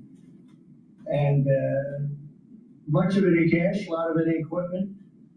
I don't give away anything. We sell the equipment to NATO. The European nations pay us for the equipment, 100% price. And then they bring it to Ukraine or whatever they do with it. We're trying to get that settled. I've settled 8 wars. This would be the 9th. And our people are over in Russia right now to see if we can get it settled. Not an easy situation, let me tell you. What a mess. It's a war that never would have happened if I were president. Not even a chance. And it didn't happen for 4 years. We renamed the Department of Defense the Department of War. I thought that would be controversial. And frankly, I tell you what, I haven't met one person. There's not one person I've met that doesn't like it. Think of it. We won World War I, World War II, everything in between, everything before it. And then we said, let's change the name. So we changed it back to what it was, Department of War. Pete's doing a great job. We ended 8 wars. Think of that. 8 wars. But we're going to do one more, I think. I hope. Every time I end a war, they say, if President Trump ends that war, he's gonna get the Nobel Prize. If I end that war. Well, he won't get it for that war, but if he ever gets it for the next war, now they're saying, if he ever ends the war with Russia and Ukraine, he's gonna get the Nobel Prize. What about the other 8 wars? India, Pakistan, think of all the wars I ended. I should get the Nobel Prize for every war, but I don't want to be greedy. Actually, the woman who got the Nobel Prize said, "You've got to be kidding. Trump deserves the Nobel Prize." And that was very nice of her. I appreciate it, which is true, actually. But I don't care about that. You know what I care about? I care about death. I care about all the people that are dying. And last month, 27,000 young people died, mostly young people, mostly soldiers, despite some missiles being shot into Kiev and other places. But think of it, mostly young people. 27,000 people died between Russia and Ukraine last month. What a shame. So we're restoring law and order to our cities and towns. If you look at what's happened, and I want to pay my deepest respects to those 2 incredible people from the National Guard in West Virginia they came from. I spoke to their parents. Sarah is gone. She passed away. She's looking down on us now, and she loves her parents, and they loved her. They were, somebody said, "How are they doing?" I said, "The word is devastated." Doing. How are they going to do? They're devastated. The rest of their lives they're going to be devastated. She was an incredible person, highly respected, top of her class, everything. She was like a perfect human being. 20 years old, just started. She was like a baby. She was so proud. They were giving her a promotion. She told the parents that she was getting a promotion, and they were so proud of her. Then they get a call that this happened. And we have one young man who's fighting for his life. He's fighting very hard. I think he's probably doing better than anybody. And they said he didn't have a chance. I'll tell you, the one who said he's going to live is his mother. Spoke to his mother. "Sir, he's going to live." I spoke to her very soon after this horrible event took place with this scum that was able to come into our country. I spoke to his mother. "Sir, he's going to be okay. I'm telling you." No doctor thought that. Nobody thought that. He was in bad places, and she was like so positive. It was incredible. And it's possibly right, ma'am, right? Possibly right. Boy, it would be amazing. If he lives, it would be amazing. A miracle, actually. But we're very proud of those 2 people. We're very proud of the National Guard. We're very proud of our military and our police and our firemen and women. If you go back and take a look a year ago, year and a half ago, it will change, I think, on November 5th, the day of the election. But you go back before that, you couldn't get people to join the military, right? They didn't want anything to do with military. They wanted nothing to do with joining the police or the fire. They wanted nothing to do with anything. They had no spirit. The country had no spirit, nothing. And now we just had the highest recruitment in history. And we're getting great people. We're getting great people. And I will say, despite what just happened, Washington, D.C. has become a really safe place. And I guess this lunatic probably was upset that the National Guard is so effective, because we were really, really effective, and we are. And Washington, D.C. is now considered a very, very safe city. We had crime. Let me just plug a couple products here really quickly here. Vitamin D3, super important to take during the winter season. It also helps to absorb calcium to help build bone density. Do some resistance training, drink milk or take in calcium, and take vitamin D3, super important for your health. Vitamin D3 also helps to get rid of cells that are infected. So taking vitamin D3 regularly for your overall health protocol is super important. Olive leaf extract brings down inflammation and helps you to control your lipid profile. That will help with your immune system and your cardiovascular system. So a great stack would be to take the vitamin D3 and the olive leaf extract. Use discount 5, you get $5 off any order. If you spend $100 or more, you do get a free gift until supplies last. Low IQ people don't make good marriage. So I want to thank all of our cabinet members, the hierarchy. Let me say what. Generally speaking, a couple of them a little concerned. No, but I want to thank, we have a great cabinet, amazing cabinet, amazing people. All of them, you know, sort of have become stars. We're getting credit for the good cabinet, actually. And I just want to wish everybody a great holiday. We've they've done a great job with the White House, bringing the White House back. You see the palm court that was redone. The Lincoln bedroom was redone. The Lincoln bathroom is now gorgeous, like it should have been. It was terrible green tile that was never the way it was supposed to be. It was done in the 1940s, actually, but it was not proper. And we're restoring the White House just like we're restoring the country, and people are thrilled. But the First Lady's done a beautiful job with the Christmas trees and all the decorations. I see the wreaths on the windows. I've never seen that before. On the windows of the White House. And you know, it's 4 stories high. I said, how did they get that wreath? They had people going up in a little dangerous. I wouldn't want to joke, but they put them up, and we have wonderful people working in the White House, and they're really proud to bring the building back. Because this building was a little bit like the country. It was mishandled, it was mistreated, and now it's being given love. And we're building one of the great, I think, maybe the greatest ballroom. We needed it for 150 years. I've been asking. You see the trucks and cranes and excavators in the background, and you hear them, and every time I hear them, I love the sound. Yeah, I love the sound. I wouldn't say my wife is thrilled, but she hears pile drivers in the background all day, all night. They go till 12 o'clock in the evening, day, night, pile drivers. Darling, could you turn off the pile drivers? Sorry, darling, that's progress. But no, we're doing great. It's going to be I think it's going to be the finest ballroom ever built, and we're going to have it here. They wanted it for 150 years, thinking that. So I will just end by saying I want to thank the cabinet. It's been a great cabinet. Think of it, time flies, but this is our last of the year, as I said, and I just think you've done a fantastic job. And we're going to go around the room. We'll go quickly. We're going to go around the room, and we'll start with Pete, and you'll tell us about some of the achievements. And some of you have achievements that are so big, I don't want you to go through the whole thing, because we don't that. But we'll start with Pete, and then if you want, we'll take some questions at the end. Well, thank you, Mr. President. As you said, it has been a historic year at the Department of War. Recruiting and retention over this year are at the most historic levels our country has ever seen. I had a chance to be on a aircraft carrier destroyer over Thanksgiving. The spirit in our ranks since the election under President Trump is unprecedented. I've never seen anything like it as a soldier myself in uniform, and I know a lot of you feel the same way. We've ripped out the DEI and political correctness. It's all merit-based at the department. We're getting back to basics: accountability, training, readiness, lethality, and that's reviving that spirit.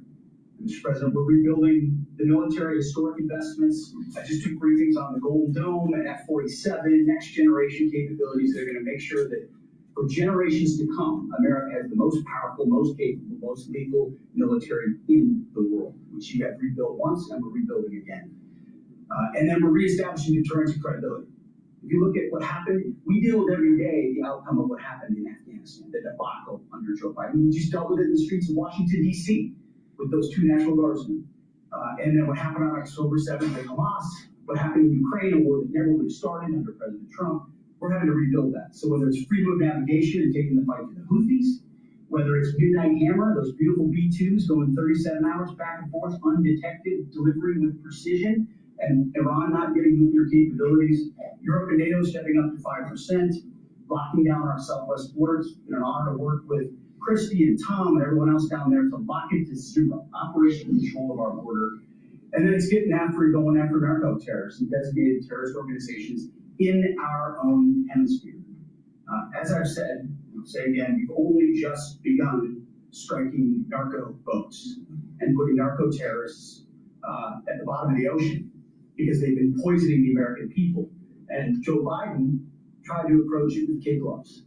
Now, allow them to come across the border, cartels take over community, 20 million people, hundreds of thousands of Americans poisoned. And President Trump said, no, we're taking the gloves off. We're taking the fight to these designated terror organizations.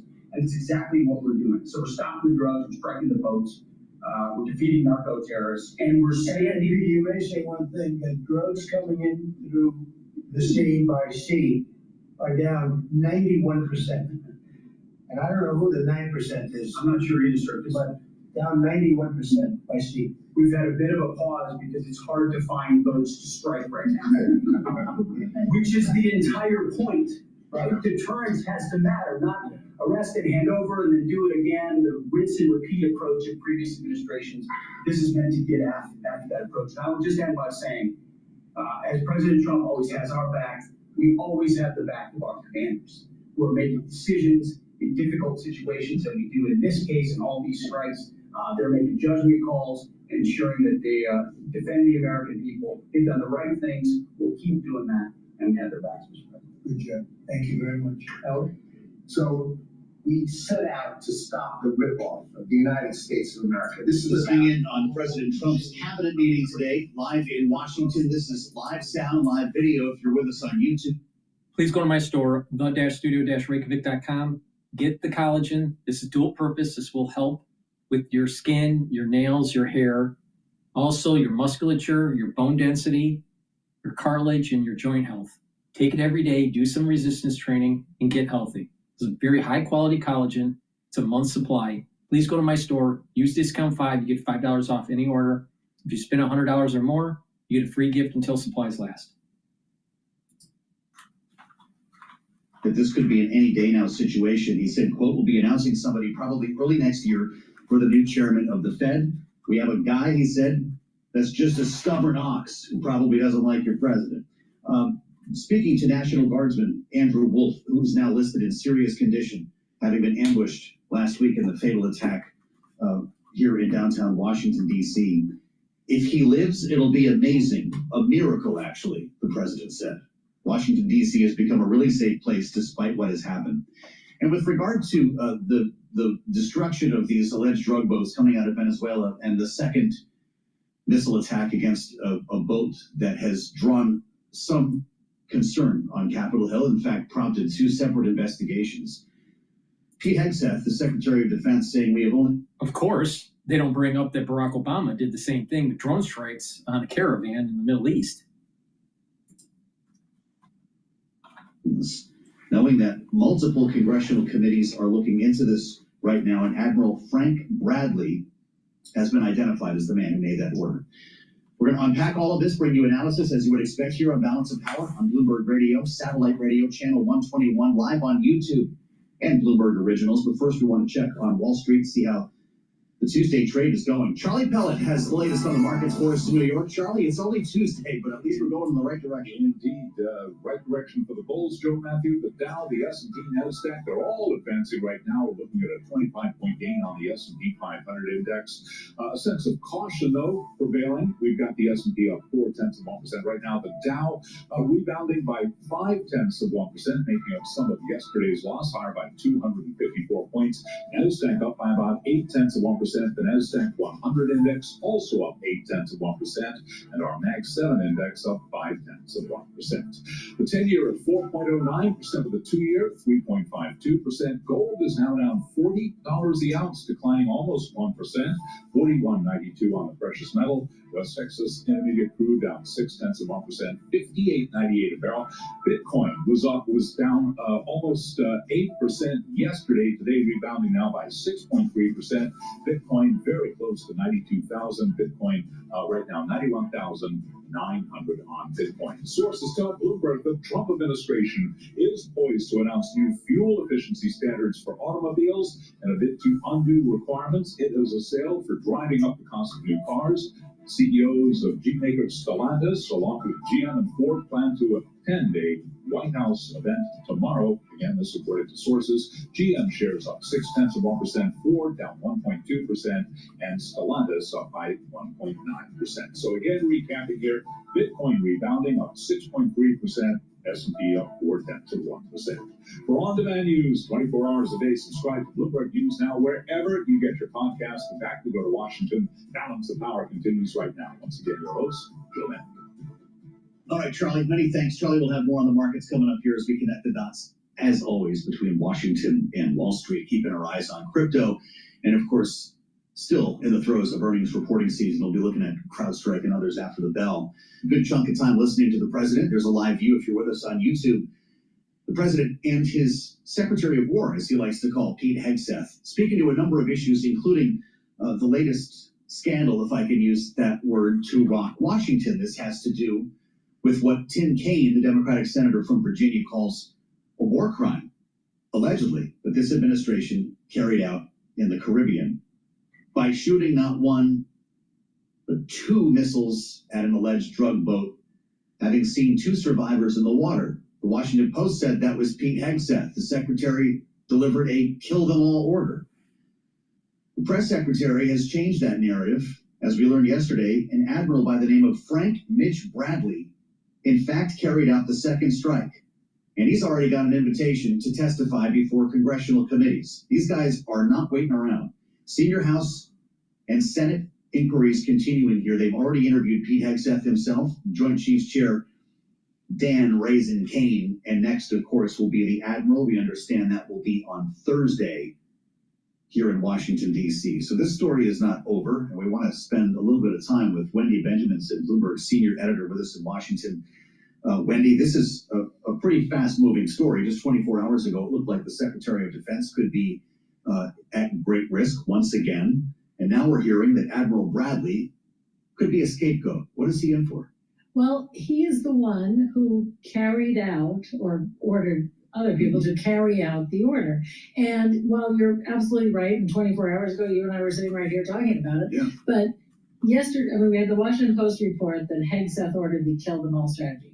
The New York Times today is out with a story that has also 5 or 6 anonymous sources saying, not quite, he had given the order to conduct the strike and to make sure that there were that any narco terrorists were destroyed, as well as the cargo and the boat. Okay. So what they're saying now is the admiral carried out that order to make sure the entire thing was destroyed. But killing civilians who are clinging to ship wreckage is long time naval war crime. I mean, you just cannot do that. Going back to the British Navy and before, you do not kill men who are clinging to, pieces of wood in the sea.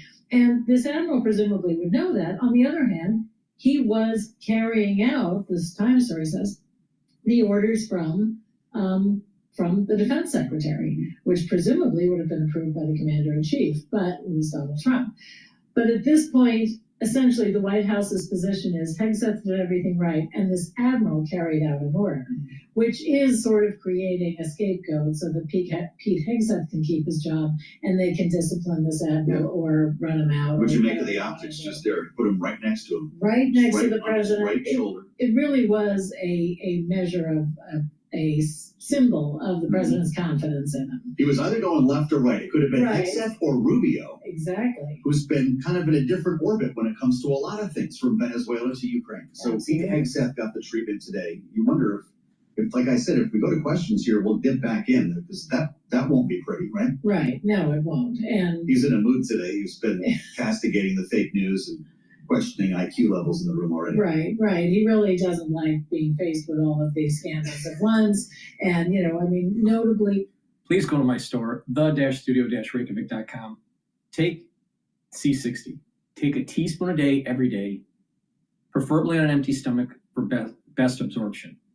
You can get C60 in avocado oil, MCT coconut oil, or extra virgin olive oil. C60 has to be in a lipid, an oil form, for proper absorption.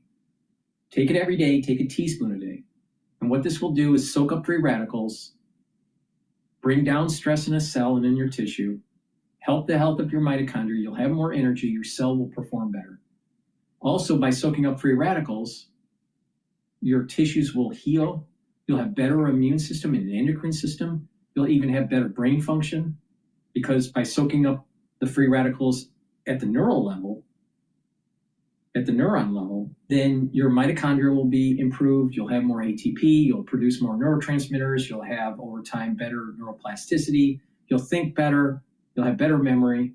Soaking up free radicals at the vascular level, will reduce plaque formation, and C60 will help your skin. At the basal layer of your skin, that's where you produce new skin cells. That will be healthier, there'll be less stress, and your skin will improve.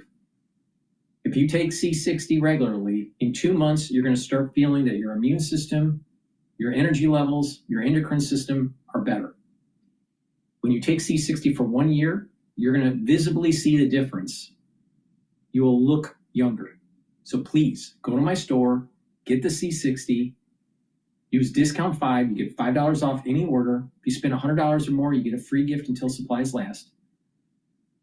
And if you follow my protocol, you will slow down the aging process and boost up your immune system. Now, you can either invest in your body by taking the supplements and stacking them the way I'm telling you to, or most likely what will happen is when you get older, you're going to be spending more money on healthcare. It's up to you. If you don't want to follow my advice, don't. But most likely you're going to have problems when you're older. Boomer Boost. Boomer Boost has 68 nutrients that will help to slow down the aging process and target different systems of your body. It's a very complex and comprehensive compound profile shown on the screen. You can read the label on my website. This will help with brain function, musculature, energy levels, metabolism will be supercharged, and help with your cardiovascular health. And you take this regularly, you'll have vitality, you'll have more energy, you'll want to be more active, and you'll be slowing down the aging process. This is one of the pillars to my anti-aging protocol. Take it every day. This is a month supply. It's magical. In 72 hours, you're going to start noticing the difference. You're going to have more energy, more vitality. You're going to want to be more active. And by being more active, that will be additional positive feedback loop to slowing down the aging process. On top of taking the nutrients that are in here that will target better cardiovascular health, better musculature, better brain function. So please go to my store and get the Boomer Boost. That's the broadcast for today. Thank you for listening. Please go to my store, the-studio-reykjavik.com. Use discount 5, all caps, discount 5, you get $5 off. You spend $100 or more, you get a free gift until supplies last. Be prepared for the winter season and slow down the aging process. Stack these great supplements that I have and target these different systems and slow down the aging process. For the ones that don't know, it's really simple. It's a holistic approach. Stack the supplements, get proper sleep, do the 4 modalities of exercise, which are stretching, balancing, resistance training, and cardio. You want about 65% of your workout to be resistance training, about 35% cardio. But make sure you do stretching and balancing exercises and activate that cerebellum. Stay away from processed foods, drink filtered water, learn new things, get proper sleep. This is a holistic approach that does slow down the aging process. You don't need all these fancy pharmacopoeia medications, all right? You have to invest in your body to get healthy. It's super important because if you don't, you will have problems when you get older. Thank you for listening and have a nice day.